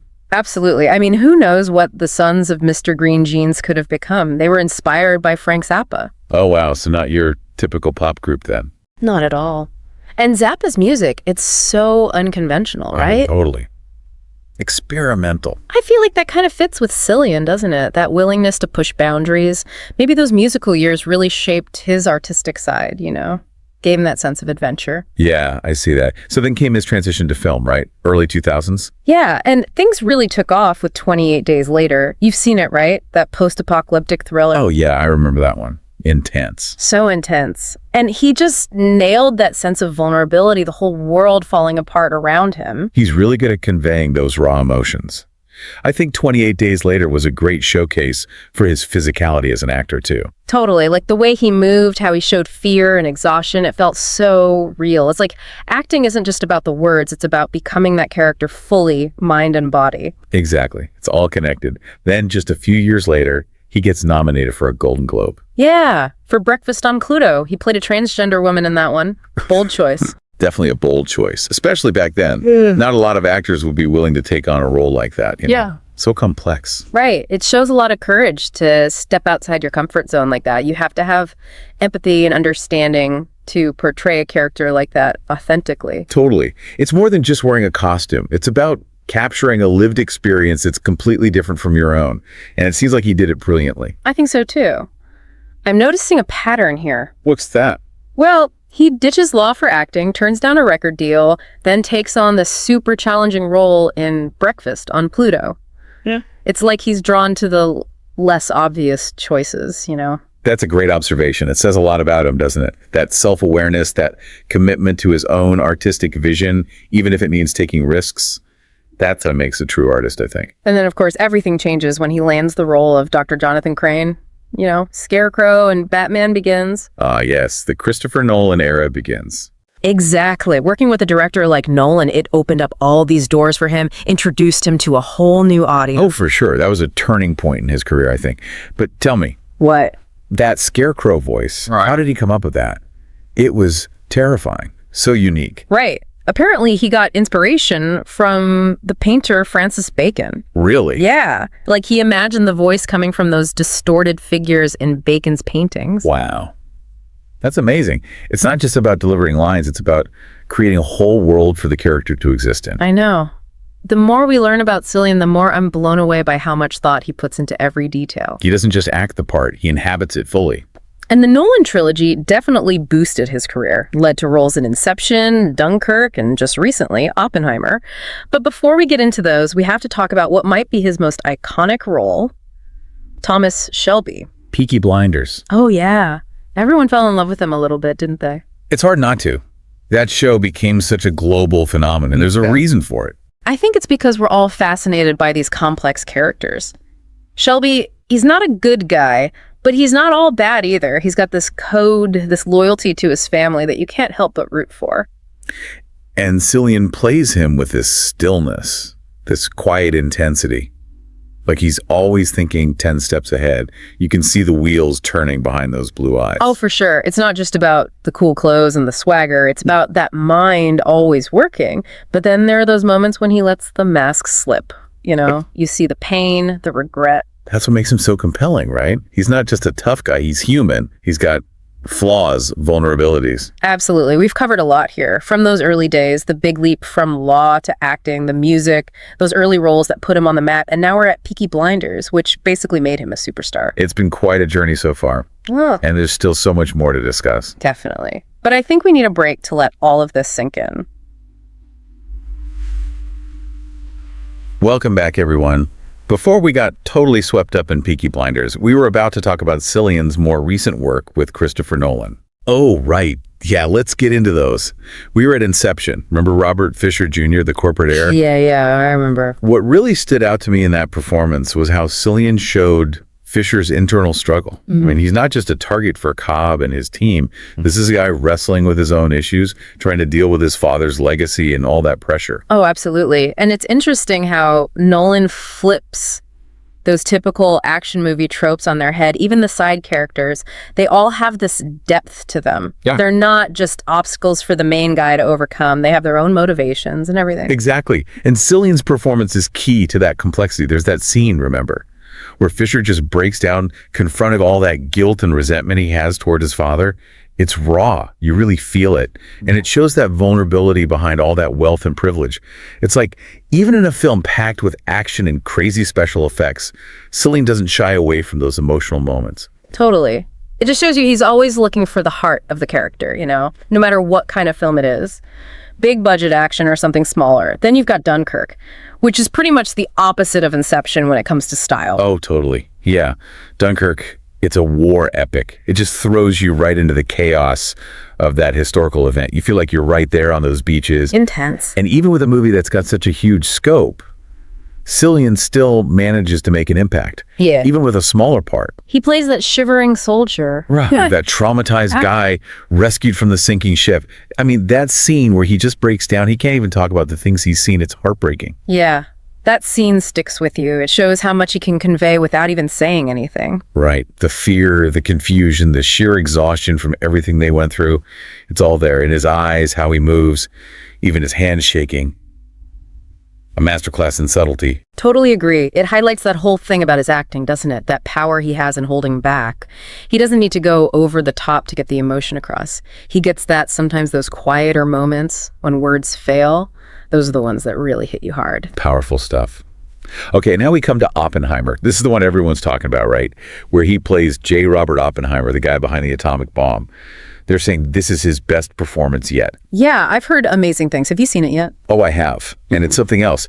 He really captures that complexity, the brilliance, the ambition, but also the flaws of this guy who changed history. Oppenheimer, I mean, this is the scientist who knows he's created something that could destroy the world. And Cillian, he embodies that internal struggle so well. Like you feel the weight of that knowledge on him. I've heard people say his performance is both intellectual and super emotional at the same time. It is. It's like he's letting you inside the mind of this genius, showing you what that burden of knowledge feels like, the ethical dilemmas that come with these huge scientific breakthroughs. Heady stuff. There's this one scene when Oppenheimer witnesses the first atomic bomb test. The way Cillian portrays that, it's incredible. The awe, the horror, realizing what he's unleashed. It's like this huge moment of moral reckoning. I can only imagine. You see it all, right there in that moment. The weight of history on his shoulders. Yeah. The understanding of what he's done, that there's no going back, Cillian makes you feel every bit of that. It's what elevates this film beyond a regular biography, you know. There's a bigger statement on ambition, morality, and how we deal with the consequences of scientific progress. And Cillian is right at the heart of that. Makes you think, doesn't it? And it's interesting how his career has come full circle in a way. He starts out exploring these darker aspects of humanity with plays like A Clockwork Orange and Disco Pigs. Then with Oppenheimer, he's dealing with this ultimate moral question, creating something that could wipe out civilization. Right. There's definitely a connection there. It's like he's drawn to these stories that make you think, that challenge your ideas about good and evil, about what progress really means. But he's not all doom and gloom, is he? Oh, of course not. He can be funny, too. You see that charm come out in films like The Wind That Shakes the Barley or Perrier's Bounty. Right. He's not just one-dimensional. He can do it all, really. Yeah. Playful. Even a bit goofy sometimes when the role calls for it. Yeah. But I think it's that intensity he has that makes him so unique. Yeah, it's like there's always something simmering beneath the surface. You want to know more. And that brings us to something we touched on before, his privacy. This is a guy who's a global star, but he's managed to keep his personal life under wraps. It's pretty remarkable, especially these days with social media and everyone knowing everything. He doesn't do a lot of press, avoids the red carpets. You rarely see him giving interviews. Maybe that's part of what lets him go so deep into his characters, you know? Protecting that inner space, having that stillness. It's an interesting thought. Like, he's created a safe space for himself where he can tap into that vulnerability and empathy, all those things that make a great actor. He's not getting caught up in the hype. He's focused on the work. And he's serious about his work. Yeah. Everyone says he's known for how much he prepares, how deeply he immerses himself in a role. I read somewhere that he sees acting as a form of research, like a way to explore all these different aspects of being human. That's so cool. It makes sense, though, doesn't it? Yeah. You have to be curious about people, want to understand what makes them tick, the contradictions, all of it. And you see that in his performances. Yeah. That curiosity and empathy shine through. So we've talked about his early life, how he got into acting, the music, his breakout roles, Christopher Nolan, the massive success of Peaky Blinders, and how he values his privacy. We've touched on his acting style, how dedicated he is, and how he can play such a wide range of characters so convincingly. It's amazing, really. Yeah. He consistently goes for those challenging roles, often the ones that delve into the darker side of things. But he always brings that humanity to it, those moments of vulnerability and even humor. And as we head into the final part of our deep dive, we'll look at what kind of legacy he's building, the mark he's leaving on acting, and what we can learn from his journey. All right, we're back. It's time for the final part of our Cillian Murphy deep dive. We've gone through his whole story, from those unexpected beginnings to all those roles that have made him so well known. It's been quite a ride, hasn't it? It really has. But now I want to talk about the impact he's had, the legacy he's building. What do you think? When you look back at his whole career, it's clear this isn't someone who's just chasing fame. He's built up a body of work that shows real dedication to acting. You're right. Choosing roles that push him, that make him explore all sorts of emotions and characters. And he never shies away from the tough stuff, does he? Those flawed characters, the ones who aren't always likable, even a little unsettling sometimes, he finds that humanity in them. Yeah, there's always that glimmer of something real, even in the darkness. Whether it's a hard-edged gangster like Shelby or a tortured genius like Oppenheimer, he brings this depth and complexity to every role. Makes you think about those uncomfortable truths, the choices we make, what we have to live with. He had this way of making you confront those things head on. And he does it all so subtly. He's not a flashy actor, you know what I mean? I know exactly what you mean. He doesn't need these big dramatic scenes to grab your attention. It's those quiet moments, the little things, a look, the way he holds himself. That's where his power is. Absolutely. Like a master of nonverbal communication. Yes. Think about Dunkirk. He hardly says a word in that film. Barely a peep. But his performance as that shivering soldier, it's unforgettable. Yeah. One of the most emotional parts of the whole movie. It's like he gets that sometimes those unspoken emotions, the things you can't put into words, those are the ones that hit you the hardest, and he lets the audience feel that. It's that trust in the audience that I admire. He's not trying to force anything on you. Right. He's just laying the character out there with all their complexities and letting you figure it out for yourself. Which is so refreshing. In a world where everything feels so instant and in your face, Cillian's work asks something more from you as a viewer. It wants you to engage, to think, to really feel it. It's a challenge in the best way possible. It really is. Yeah. He's not just entertaining you, he's making you think about different viewpoints, those tough questions about ourselves and the world around us. Exactly. So, when it comes to legacy, how do you think he'll be remembered? That's a good question. I think he'll be remembered as an actor who always pushed the limits, wasn't afraid to take those risks, and someone who brought this real humanity to his roles, no matter how tough they were. Right. Those dark roles, the difficult ones, he never shied away from them. And he's shown other actors that you don't have to play that Hollywood game to be successful. Right. You can have a private life, protect yourself, and still give these amazing performances that stay with people. Real artistry. It's not about being famous, is it? It's It's about dedicating yourself to your craft, challenging yourself constantly, and wanting to create work that actually means something. Work that lasts. That's what Cillian Murphy is all about, I think. And in the end, that's what his legacy will be, won't it? I think so.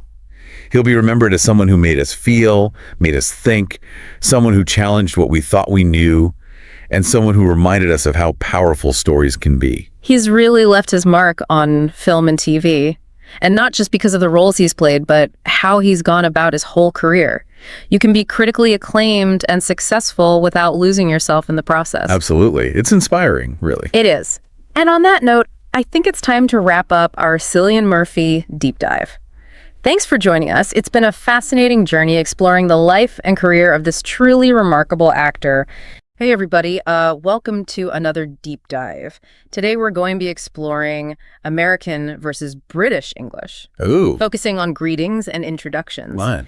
And we'll be looking at this really interesting 20-minute script that is actually designed for accent practice. Okay. We're going to be doing a deep dive into it to look at those subtle signals, those greetings, Yeah. introductions, the subtle signals they send, and how those shape first impressions and communication styles. Exactly. And it's amazing how much we can reveal about ourselves just through those initial greetings. Yeah. It's almost like a handshake. Yeah, like a linguistic handshake. Yeah, you set the tone for the whole interaction. Exactly. So let's jump right in with the basics. Okay. This script lays out classic greetings like the American "Hi, how are you?" and the British "Hello, how do you do?" Yes. And right away, you see that contrast between American casualness and that British formality. Yeah. But I'm curious to get your take on it. Is it just formality, or is there something deeper at play here? Well, the British emphasis on formality, I think, has deep historical roots. Okay. You think back to like Victorian era and all the etiquette that came with that time. Right, all those very strict social structures. Exactly. And so that emphasis on, properness and politeness Yeah. has carried through even to today. Interesting. So even a simple hello, how do you do Yeah. carries this weight of tradition and social expectation. That makes total sense. So it's not that Brits are trying to be distant or cold. They're really just adhering to that script. Right, That exactly. cultural script that values that decorum. Yes. Oh, Now, on the American side, you have that culture that prizes egalitarianism and informality. right. And, think about the frontier spirit and melting pot of cultures. Yeah. People needed to connect quickly and efficiently. Yeah. So that, hi, how are you? It cuts to the chase and really prioritizes friendliness and that approachability. Yeah, it's like a fast track to Yeah. connection. You're skipping all those formalities to get right to the heart of the matter. Yes. But do you think that sometimes leads to misunderstandings, especially when Americans and Brits are interacting? Oh, absolutely. Yeah. I mean, imagine an American just, greeting a British colleague with a loud, what's up? Right? Or The Brit might be very taken aback. like, whoa. Yeah, and think it's very familiar or even rude. And the same way an American might perceive a Brit's reserve as being cold or standoffish. It's really all about understanding that cultural context. Yeah, for sure. So how do we even begin to navigate these cultural differences? Are there any clues in this script that can help us kind of decode those cues? Yes, actually, the script contrasts the American how's it going Okay. with the British you all right. You all right. And to an American ear, that might sound like a genuine question about well-being. Yeah. But in British English, it's much more casual. Oh. It's more akin to how's it going? So you're telling me if a British person asks me, you all right? I shouldn't launch into a story about, Probably not. my recent illness or something. A simple, yeah, fine you would suffice. Okay. It's all about listening for those subtle cues. Right. The tone, the context to understand the meaning. So much is being communicated under the surface. Absolutely. Wow. So I'm really itching to try out my American and British accents here. Okay. How do these phrases actually sound different? Well, one of the key things that the script highlights is the R sound. Okay. Americans tend to pronounce R's very clearly, especially at the end of words. Yeah? So think about the American pronunciation of car. Car. Exactly. It's like reeling off the tongue. It is. Now, in British English, that R at the end of the word often softens or disappears completely. So car becomes more like ka. Ka. Okay. And this difference you'll see applies to many words and phrases. So how are you? In American English, it's almost like, how are you? And then the British version is more like, how are you? You've got it. Wow. And this difference in our pronunciation is just one example. Okay. There are also variations in vowel sounds and intonation. Right. And the way certain words are stressed. Yeah. But we can delve into those phonetic details later. Okay, sounds good. For now, let's maybe shift our focus to how these cultural and pronunciation differences play out in formal introductions. Okay, let's do it. Okay, so we've talked about those initial greetings, those casual like hellos and how are yous that set the stage Right. for an interaction. But what happens when things get a little more formal? How do Americans and Brits handle those more structured introductions? Well, the script definitely offers some insights into that. Okay. And you'll find that those cultural and linguistic differences that we've been discussing, they become even more pronounced Okay. in those settings. Yeah, I can see that. Think about those times when you're meeting someone for the first time in like a professional setting, or maybe you're being introduced to a friend's family. Exactly. The stakes feel a little higher, right? Yes, you want to make a good impression. Yeah, present yourself well. Right. And it seems like Americans and Brits approach this with different styles. They do. Yeah. Let's look at an example from the script. Okay. In a formal American introduction, you might hear, "Good morning. My name is Sarah. Nice to meet you. Okay. Sarah, I'm John Gettin. Nice to meet you too, John." Very straightforward. Yes, very efficient. Establish names, exchange pleasantries, you're good to go. Exactly. Now contrast that with the British version. Okay. "Good morning. I'm Sarah. Pleased to meet you. Okay. Sarah, my name's John. Lovely to meet you too, John." Lovely to meet you. Did you notice the shift in word choice? Yeah. Instead of nice to meet you, it's pleased to meet you. Right. Or even lovely to meet you. Exactly. It feels much more formal. It does. A little more elegant, I would even say. And that's a deliberate stylistic choice. Okay. In British culture, formality is often seen as a sign of respect, especially in settings where hierarchy and tradition are still valued. Yeah. So pleased to meet you conveys a sense of deference. It's almost like the language itself is bowing, Yeah. acknowledging the interaction and the person you're meeting. That's a great way to put it. And it's not just the words, it's also the delivery. Right. British English in formal settings often uses a softer, more modulated tone. Interesting. So while Americans might project warmth and enthusiasm Right. through volume, Brits convey respect and consideration through a more subdued tone. Exactly. It's fascinating how small differences create such distinct impressions. It is, and these variations go beyond greetings. Okay. The script also points out differences in how Americans and Brits might ask questions. Okay, like what? An American might directly ask, "Are you new here?" Direct to the point. Now, a British person might phrase it as, "Are you new to the team?" We're to the team. Subtle difference, but it reflects that British emphasis on group cohesion and subtly acknowledges the existing hierarchy within the team. So Brits are thinking about those social dynamics. Yes, very much so. It's like they're playing linguistic chess. That's a great analogy. Yeah. And remember, this isn't about being stuffy. Right. It's a different cultural script for expressing politeness. Yeah, it's about understanding those different scripts. Yes. To navigate those waters. So beyond recognizing words and phrases, what other clues should we be paying attention to? Well, that leads us to nonverbal cues. Body language. Exactly. The way we stand, our facial expressions, tone of voice, eye contact. It's all part of the message. It is. It's like a secret language. And those nonverbal cues can vary between cultures. Absolutely. So while this script gives us a great foundation, Yes. we have to remember that real-life interactions are more complex. Right. We need to engage all our senses. Yeah. Not just listen to the words, but the tone, the pacing, the unspoken cues. We're like detectives looking for clues. Exactly. In every gesture, every inflection. And the more we pay attention to those details, the better we become at understanding those codes. Decoding the matrix. Yes. Yeah. But maybe it's time we shift our focus to the listener Okay. and their experiences with these differences. So we talked about all these greetings and introductions. Yeah. But now I want to hear from you, the listener. Yes. What has stood out to you most? Yeah. Any aha moments? Yeah. Like, Yeah. have you had any experiences where a greeting or introduction just felt off? Yeah, like maybe there was a disconnect in the tone or the Yes. formality. Yeah. And those moments can be awkward, They can't. but they're also great learning opportunities They are. because it highlights those cultural differences we've been talking about. Exactly. Yeah. And it reminds us that communication is a two-way street. Uh-huh. We need to be mindful and adaptable. Yeah. It's like when you travel to a new country Right. and a gesture you've always used suddenly means something completely different. Oh, yeah. It's humbling, but also a chance to learn, Yes. to broaden your perspective. Yeah. Absolutely. And, as you become more aware of these subtle differences, you can start to adjust your own communication style. That's a good point. And better connect with people from different cultures. Yeah, and it's not about erasing your own way of speaking. Right. It's more about expanding your repertoire. Exactly. So you have different tools. Yes, a linguistic toolkit. Yeah, and you can choose the right tool for the job. Exactly. So one final thought before we wrap up. Okay. Do you think the way we greet each other actually influences how we perceive one another? That's a good question. Like if you changed your usual greeting style, what impact would that have? I think even those small choices, the words we use, our tone, can have a big impact. It's like setting the tone. Right.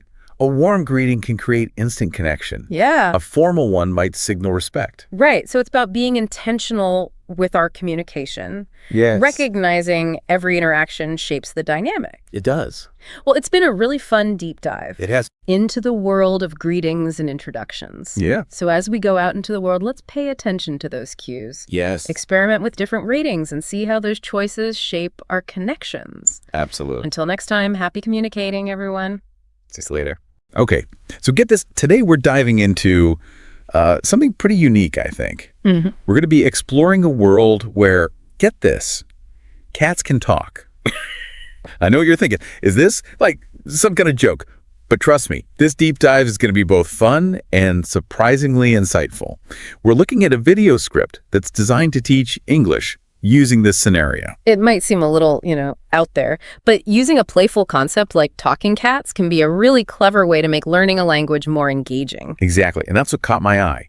It's like they take this delightfully absurd idea and turn it into like a tool for learning. So the video script jumps right into the action. You wake up one morning and boom, your cat starts talking. It really does. And they even give you like some example sentences right off the bat. Like, if my cat could talk, the first thing it would say is, where's the food? It's a great way to introduce that hypothetical situation, while also sneaking in some vocabulary and some basic sentence structure. You're learning without even realizing it. Right.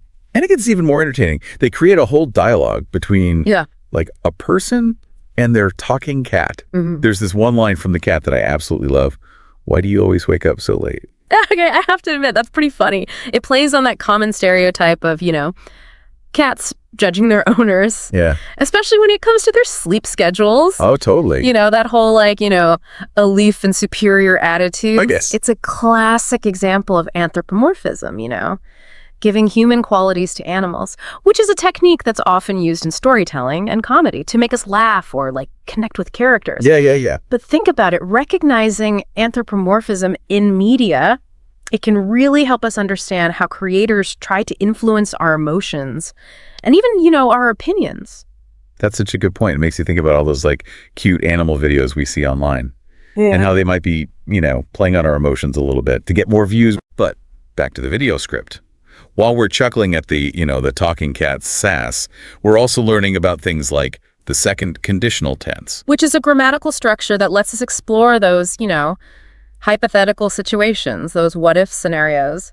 And it's perfect for imagining a world where cats can suddenly chat with us. Yeah, absolutely. By the way, the second conditional, it's formed using if plus the past simple tense, followed by would and the base form of the verb. For example, if my cat could talk, I would ask it so many questions. Ooh, that's helpful.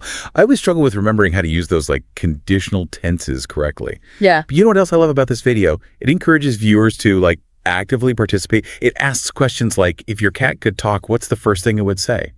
Hey, I'm already imagining my cat demanding more cuddles and complaining about the brand of treats I buy. That's the beauty of interactive learning, By asking those open-ended questions, the video turns passive viewing into an active experience.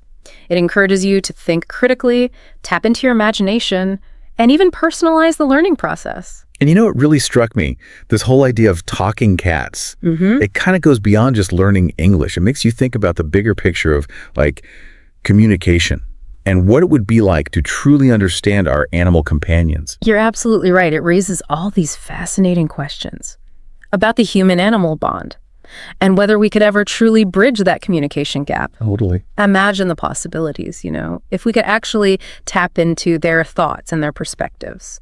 It's mind-blowing. And maybe a little bit scary, too. Yeah. What if our cats aren't as thrilled with us as we think they are? Well, that's where speculative thinking comes in. The second conditional tense. It isn't just about grammar. It's a tool for exploring possibilities, challenging our assumptions, and maybe even, confronting some uncomfortable truths. And who knows? Maybe what we learn from those what-if scenarios can lead us to treat our animal companions with even more understanding and respect. That's a really interesting point. This seemingly silly idea is making us think about some pretty profound concepts. And speaking of pushing the boundaries of imagination, this video has a grand finale.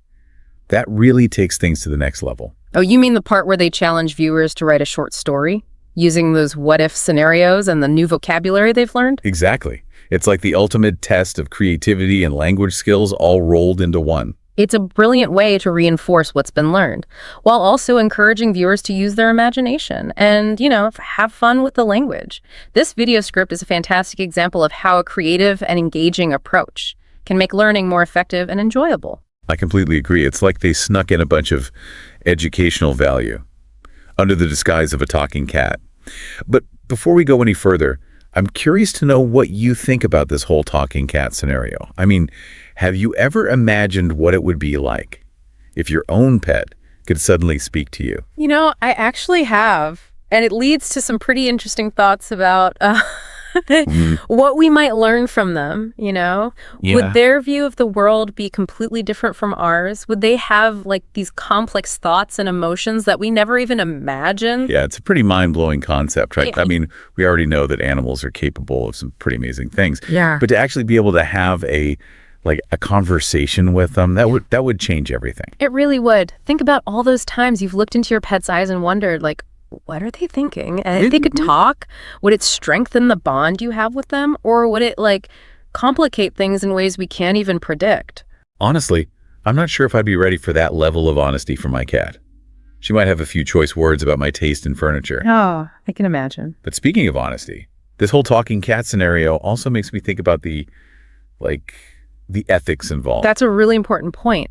If animals could talk, would it change our responsibility towards them? Would we still see them as companions? Or would their newfound ability to communicate, elevate them to a different status? It's almost like a science fiction dilemma, right? Yeah. We're so used to being the, dominant species on this planet. But what if that changed? What if we had to, share the stage with other intelligent beings who could, vocalize their needs and desires just as clearly as we can?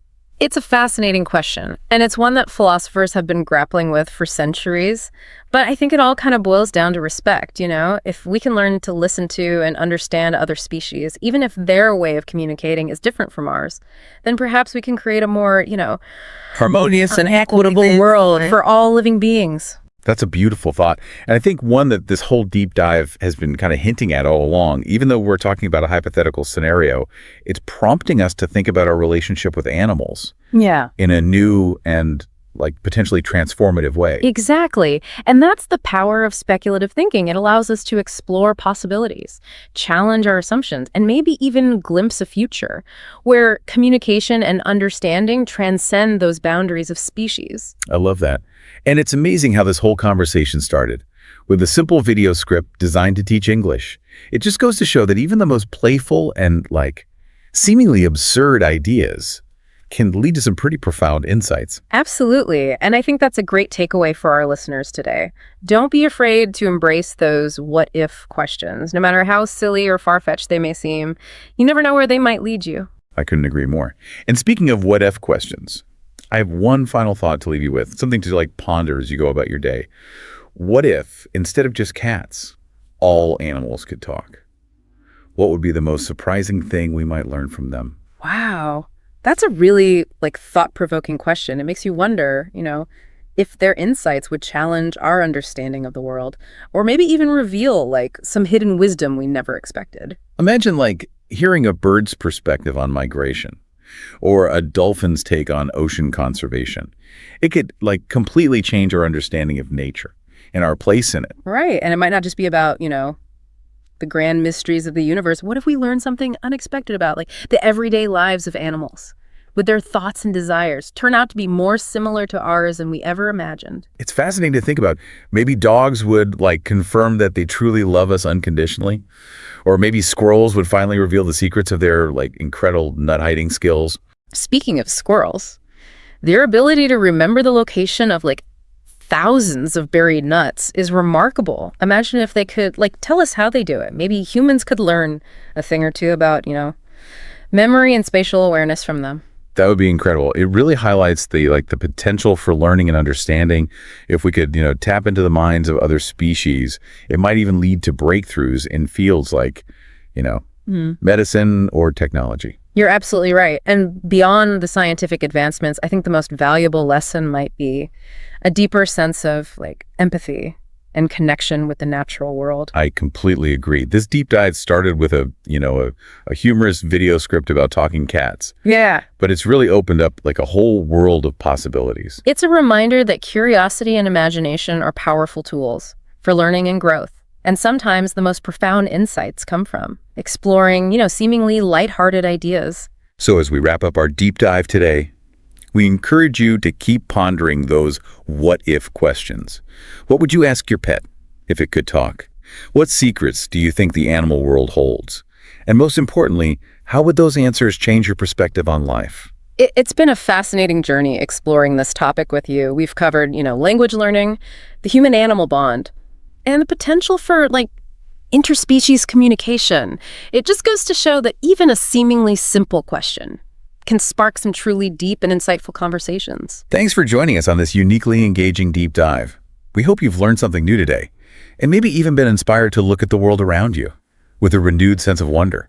Until next time, keep exploring, keep questioning, and keep those what-if scenarios coming. Ever wished you could just fly to work, escape the traffic, enjoy the view? Oh, yeah.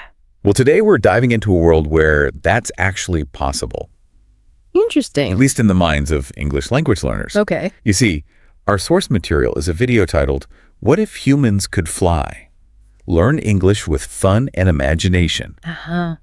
And it takes this wild idea and uses it to teach vocabulary and grammar. It's a pretty clever concept. Yeah. Using something fantastical to make learning stick. I mean, we all remember those dry textbook lessons, right? This video tries a different approach. Okay, so let's unpack this. Right. The video starts with this simple question. What if humans could fly? Right. And then throws out example sentences like, if I could fly, I would explore the entire world. Mm-hmm. I'm already picturing myself soaring over the Grand Canyon. Wow. But, this gets to something interesting, this idea that learning is more effective when it's, fun. Is there any truth to that? It definitely makes sense intuitively. Our brains are wired to remember things that are emotionally engaging. Think about it. You're more likely to remember a funny story than a list of facts.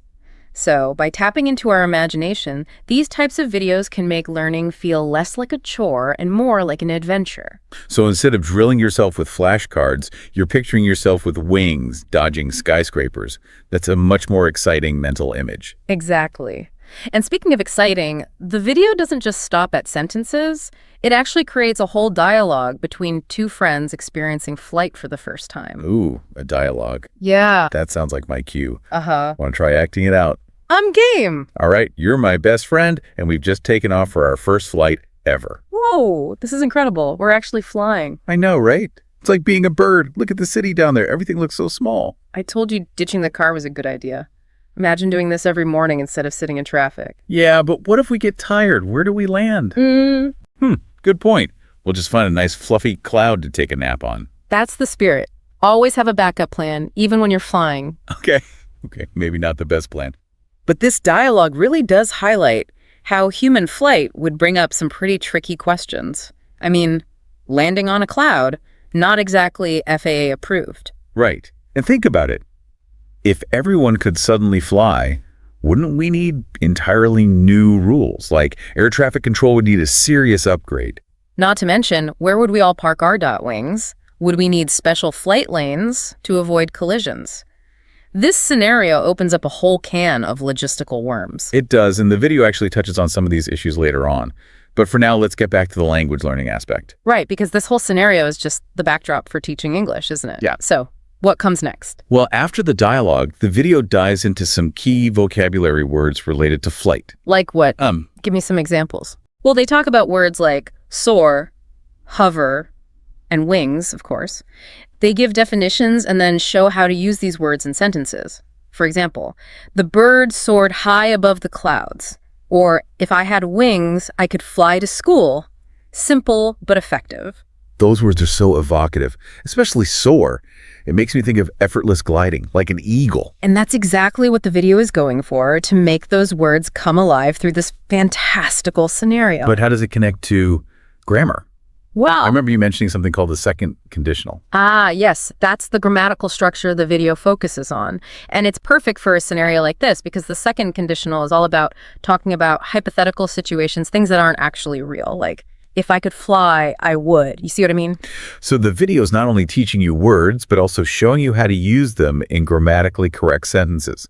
That's pretty cool. Yeah.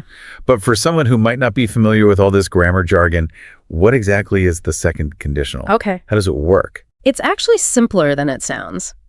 Think of it as a way to explore those what-if scenarios, like our human flight fantasy. The basic formula is, if something unreal were true, then something else would happen. Okay, I think I get it. So like if I had wings, then I wouldn't need to buy a plane ticket. Is that right? Exactly. You've got the hang of it. And the video uses lots of fun examples like that to demonstrate how the second conditional works. I'm starting to see how this whole learning English through imagination thing could actually work. Right. You're not just memorizing grammar rules, you're using them to build these cool hypothetical worlds. And that's one of the key insights from research on language acquisition. When you're actively using the language, experimenting with it, even making mistakes, you're actually strengthening your grasp of the grammar. So it's like learning to fly by actually jumping off a cliff and figuring out how to use those wings on the way down. Yeah. A bit risky, maybe, but definitely more exciting than sitting in a classroom. Well, maybe not that extreme. But the idea is that active engagement beats passive learning. And that's where this video gets even more clever. It doesn't just explain the second conditional, it actually challenges viewers to use it. You're telling me there's homework in this fantasy flight school. What kind of challenge is it? It's actually pretty fun. The video prompts viewers to write their own short story about their first day of flying. Now that sounds like my kind of assignment. I'm already picturing myself soaring through the clouds, writing my story on a little notepad strapped to my leg.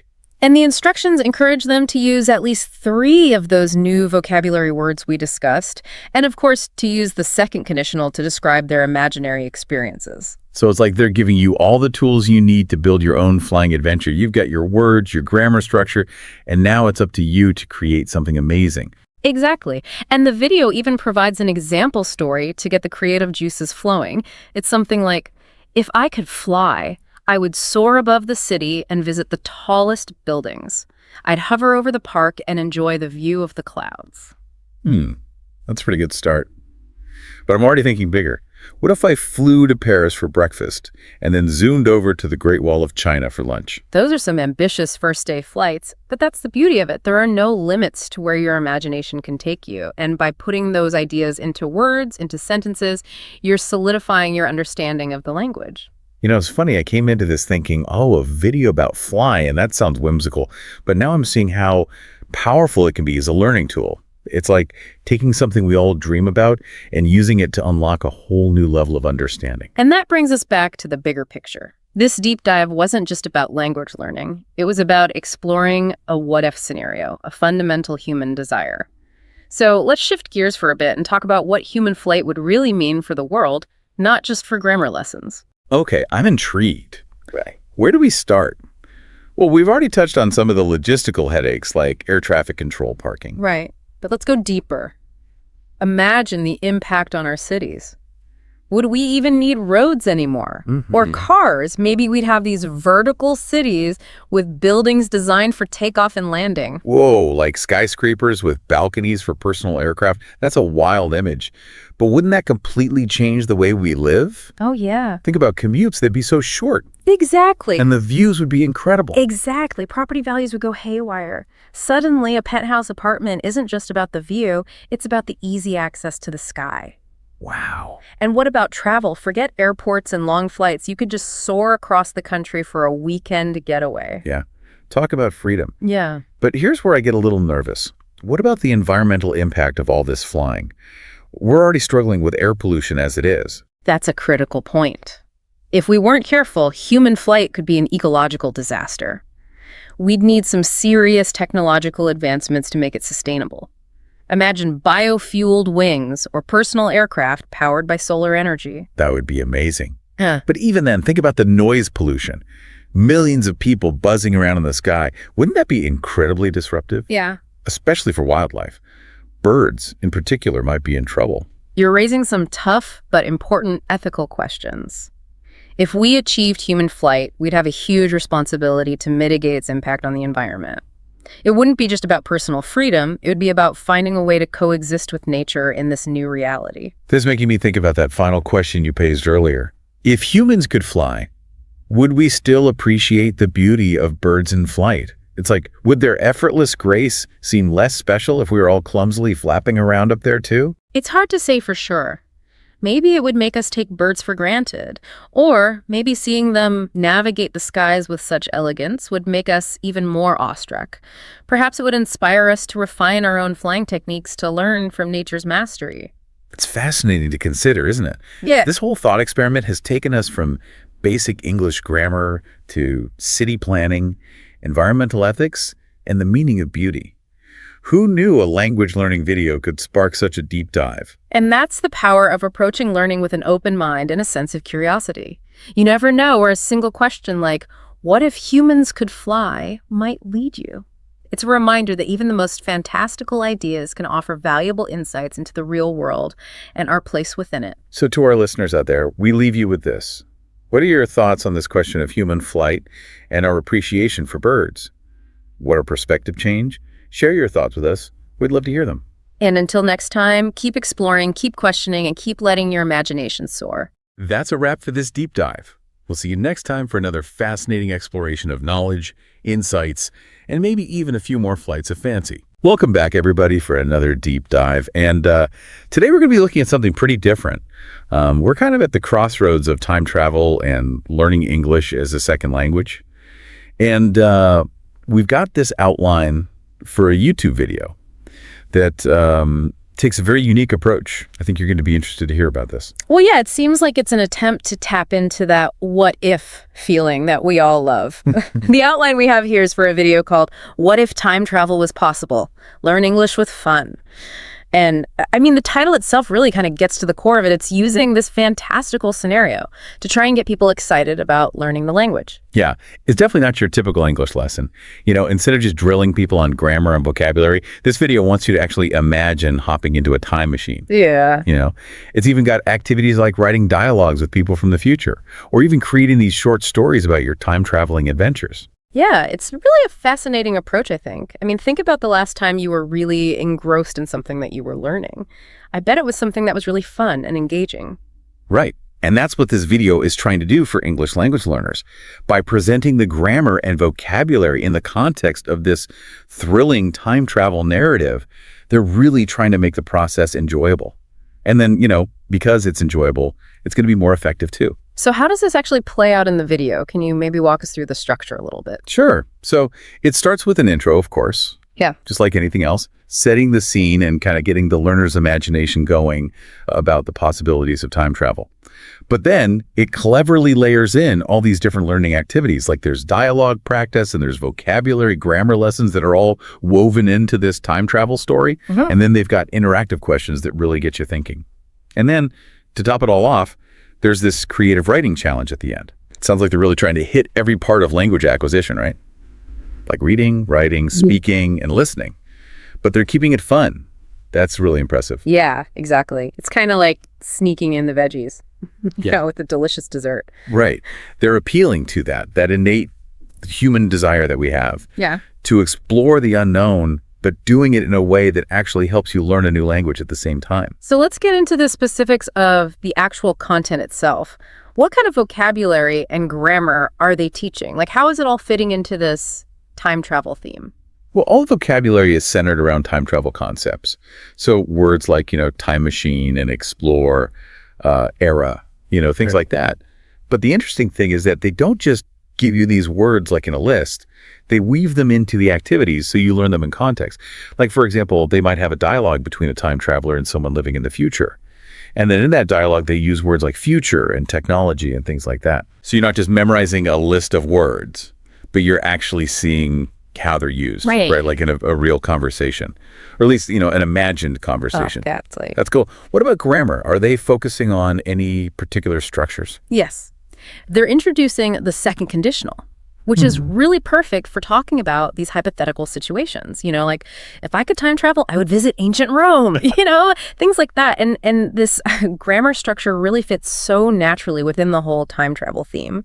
And it allows learners to actually practice expressing their own hypothetical journeys and desires and things like that. Yeah. So it gives them a reason to use the grammar. Exactly. They're not just, conjugating verbs.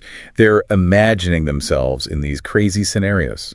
And they can use the language to actually talk about it. Yeah, precisely. It taps into the power of imagination as a learning tool.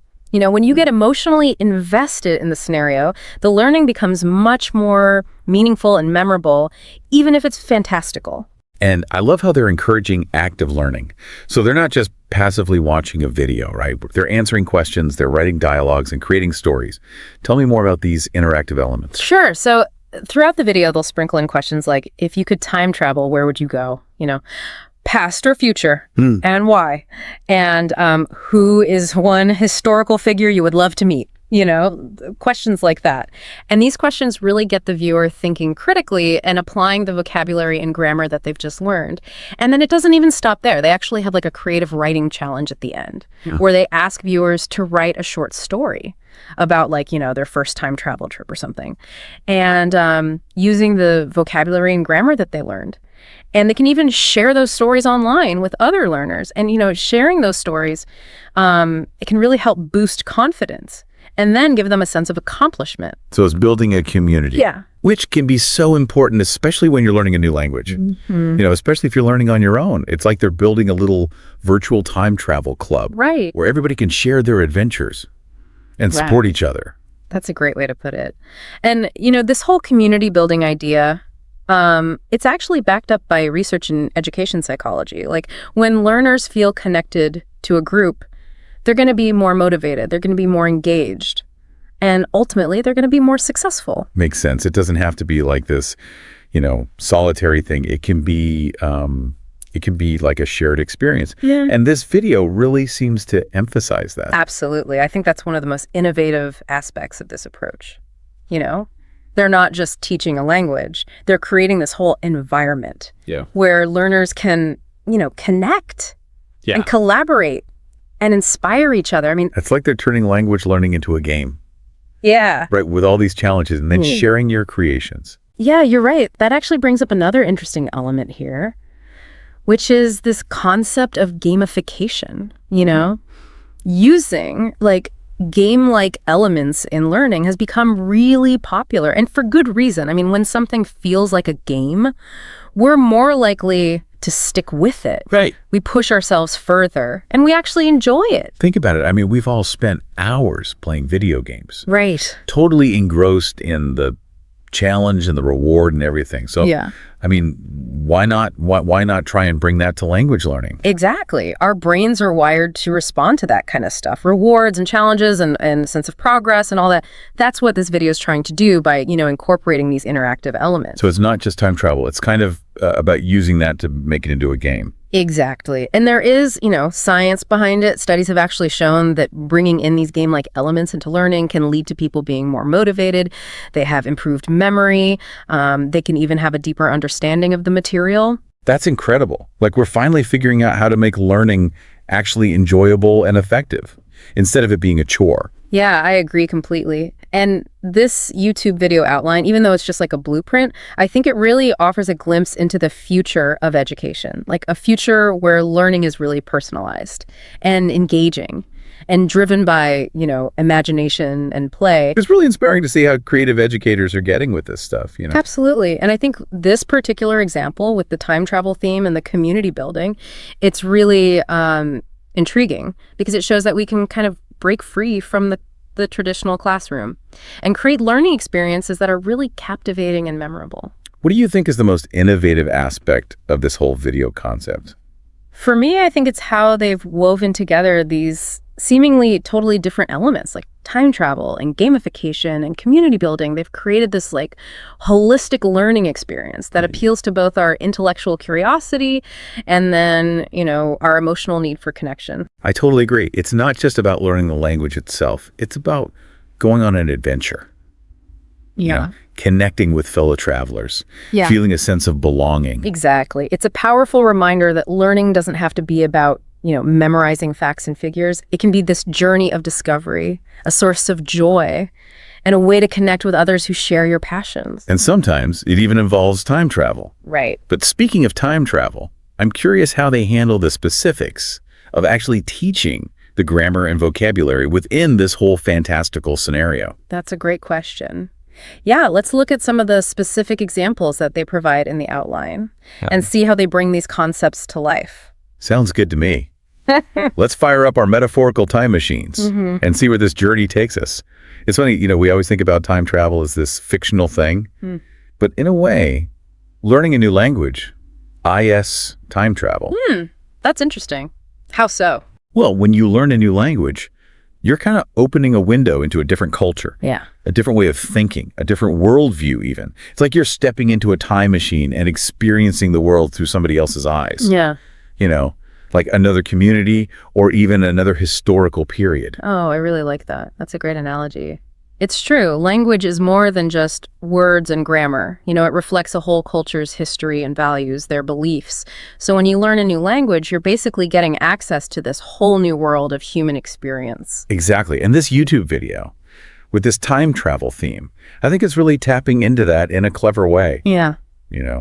It's encouraging learners to really immerse themselves in the culture, not just learn, the language itself, but imagine interacting with people from different times and places. Yeah. It's like they're taking this concept of cultural immersion and giving it this like literal time-bending twist. Yeah. And by doing that, they're making the process so much more engaging and meaningful and just more effective overall. It really makes you think about using these imaginative scenarios in other parts of education too. Like, what if we could learn history by literally stepping back in time Yeah. and experiencing these big historical events firsthand? Or what if we could learn science by, exploring the universe as an astronaut? Those are great ideas. And I think they really point to this trend that we're seeing more and more, towards experiential learning, where students aren't just kind of sitting back and listening, but they're actually engaging and making connections and creating their own understanding. Yeah, it's about moving away from just memorizing things and moving towards something that's more holistic and immersive, Yeah. that really sparks your curiosity and your imagination. And I think this video really hits the nail on the head there. I completely agree. I think the big takeaway for me is that learning should be an adventure. It should be fun and it should be engaging and it should spark a sense of wonder. And sometimes, a little time travel can help us get there. Well said. So to our listener, we really want you to think about how you can bring this sense of adventure and imagination into your own journey of learning. Yeah.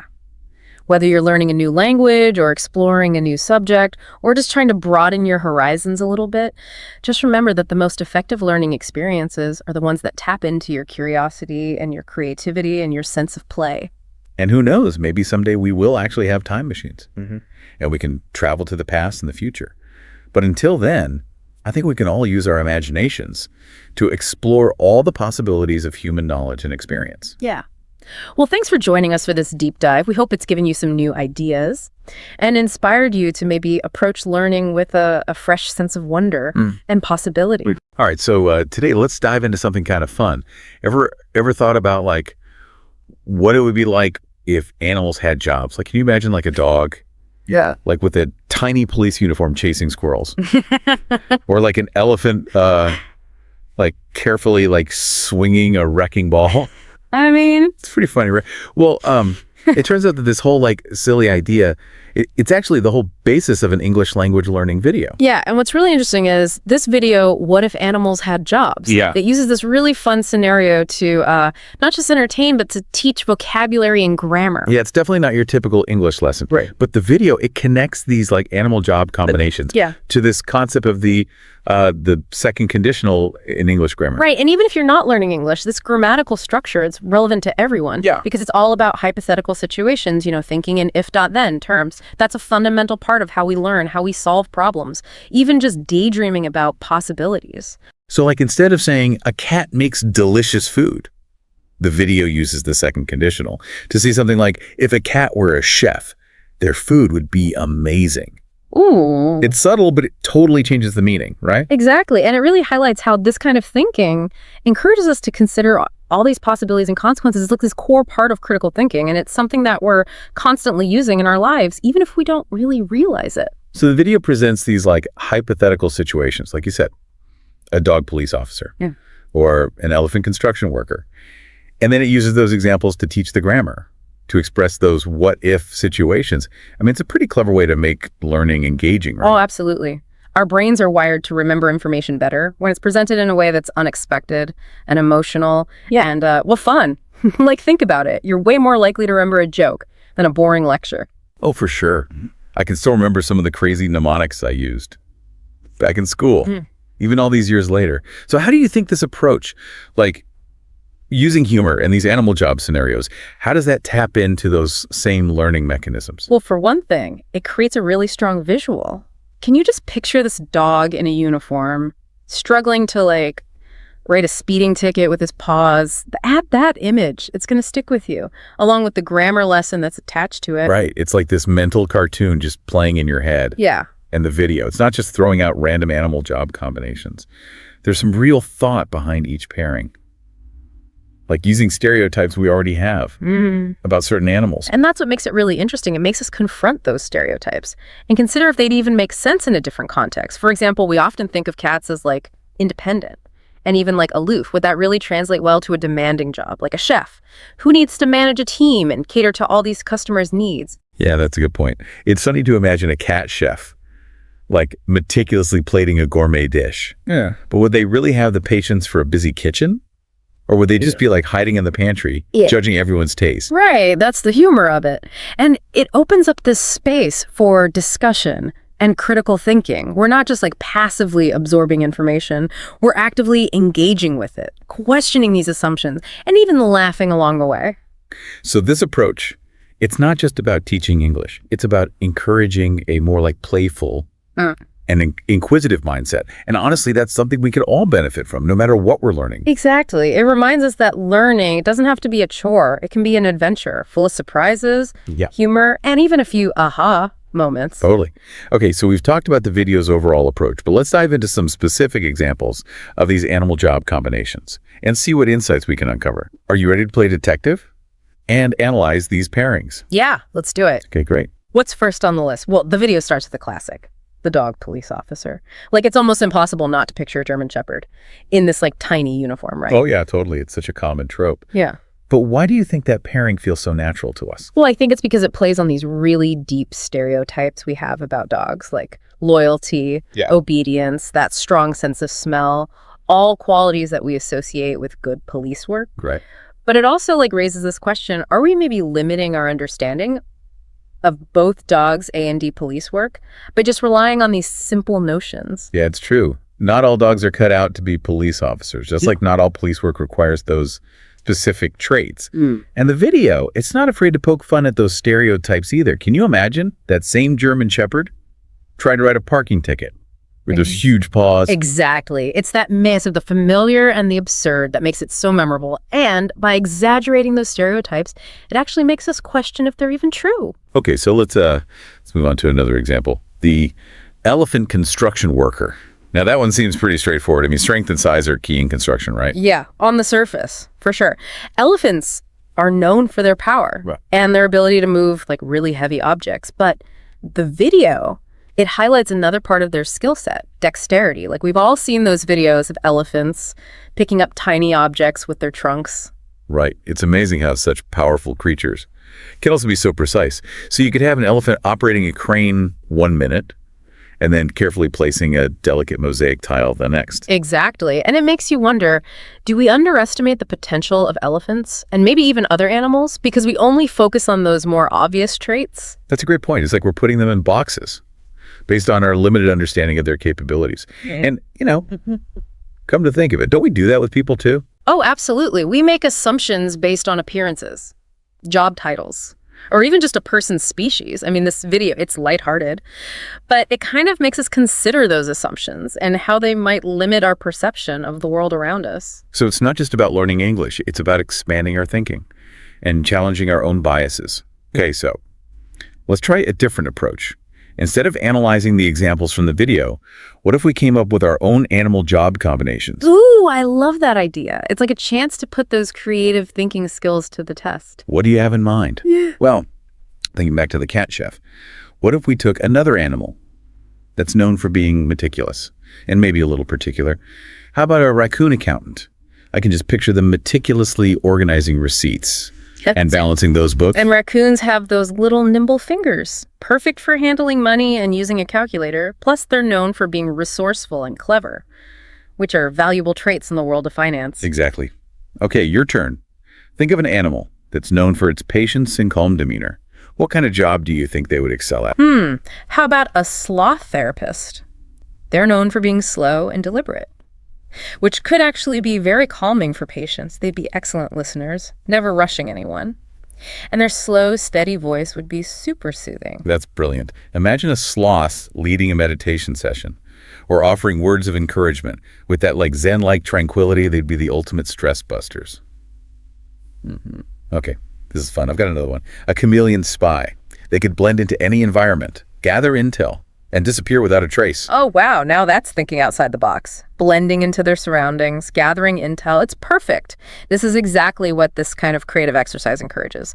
Looking beyond the obvious and considering the hidden potential in unexpected places. Man, it's not just about animals. This playful approach to learning, it can be applied to any subject. Like imagine trying to learn history by creating a board game about famous battles, or understanding physics by building a miniature roller coaster. Exactly. By tapping into our sense of play and imagination, we can make learning more engaging and memorable. And who knows, maybe we'll even discover hidden talents and passions along the way. So, we've analyzed the pairings from the video and even brainstormed our own. But let's take this thought experiment one step further. What would a world where animals actually DID have jobs look like? Ooh, now we're getting into some speculative fiction territory, but I think it's a fascinating thought experiment. Right, like would animals have unions? Would they demand fair wages? Would a dog police officer get a bone instead of a paycheck? Would there be an office pet peeve about a coworker always burying their snacks in the potted plant? These are all great questions. And it's funny to think about those practical implications of a multi-species workforce. But it also makes us consider some deeper ethical questions, like how would we ensure fair treatment and prevent exploitation? What rights would animals have in the workplace? Yeah, it raises a lot of intriguing possibilities, but also potential challenges. And maybe it even makes us question the very nature of work itself. Like, is it something inherently human? Or is it something we could share and potentially even learn from in collaboration with other species? That's a thought-provoking question. We often just assume this human-centric view of the world. But this exercise challenges that perspective. Maybe there are valuable insights and even solutions to problems that we could gain by working alongside animals. It's definitely a concept worth pondering. Okay, we've covered a lot of ground here. From dog police officers to sloth therapists to imagining a future where animals are our colleagues. But there's one final layer to this deep dive that I think is really important. And what's that? I think we've been focusing a lot on the content of the video, like all these funny animal job pairings and all the questions they bring up. But what I find most interesting is the bigger picture, the principle that makes this approach so effective. You mean like using humor and imagination as tools for learning? Exactly. Like the video, it could have just presented the second conditional in this really dry textbook way. But by using these unexpected scenarios and some humor, it becomes something you remember, something that sticks with you. Yeah, it's like, it's the difference between reading facts and experiencing a story. Our brains, they connect with narratives and characters and emotions. And when those are present, learning just becomes so much easier. Yeah. It's like hiding vegetables in a delicious sauce. You still get all the nutrients, but it's way more enjoyable. I like that. That's a great analogy. It shows how this approach can make learning less intimidating, especially for those subjects that seem really hard or complex when we're laughing and using our imaginations. It just breaks down those mental barriers. Right. It's like we're letting our brains play and explore and make mistakes without being afraid to be judged. And in that space, we're just so much more open to new information. For sure. Think about when you were really into a game or a creative project, you probably lost track of time. You were so engaged. Right. And you were learning without even knowing it. That's the power of play. Yeah, that feeling of flow. Yeah. Where you're just so focused that everything else disappears. And I think that's what this video does so well. It reminds us that learning, it doesn't have to be boring. It can be joyful and surprising and even hilarious. Right. And when we start learning with that playfulness and curiosity, it opens up all these new possibilities and connections and new ways of seeing the world. As we finish up this deep dive into animals with jobs, we want to leave you with this. Don't underestimate the power of play if you're trying to learn something new or master a skill or just understand this crazy world we live in. Don't be afraid to embrace those moments of laughter and imagination and just silliness. Yeah, because in those moments, you might discover a totally new way of seeing things and maybe even learn a little bit more about yourself too.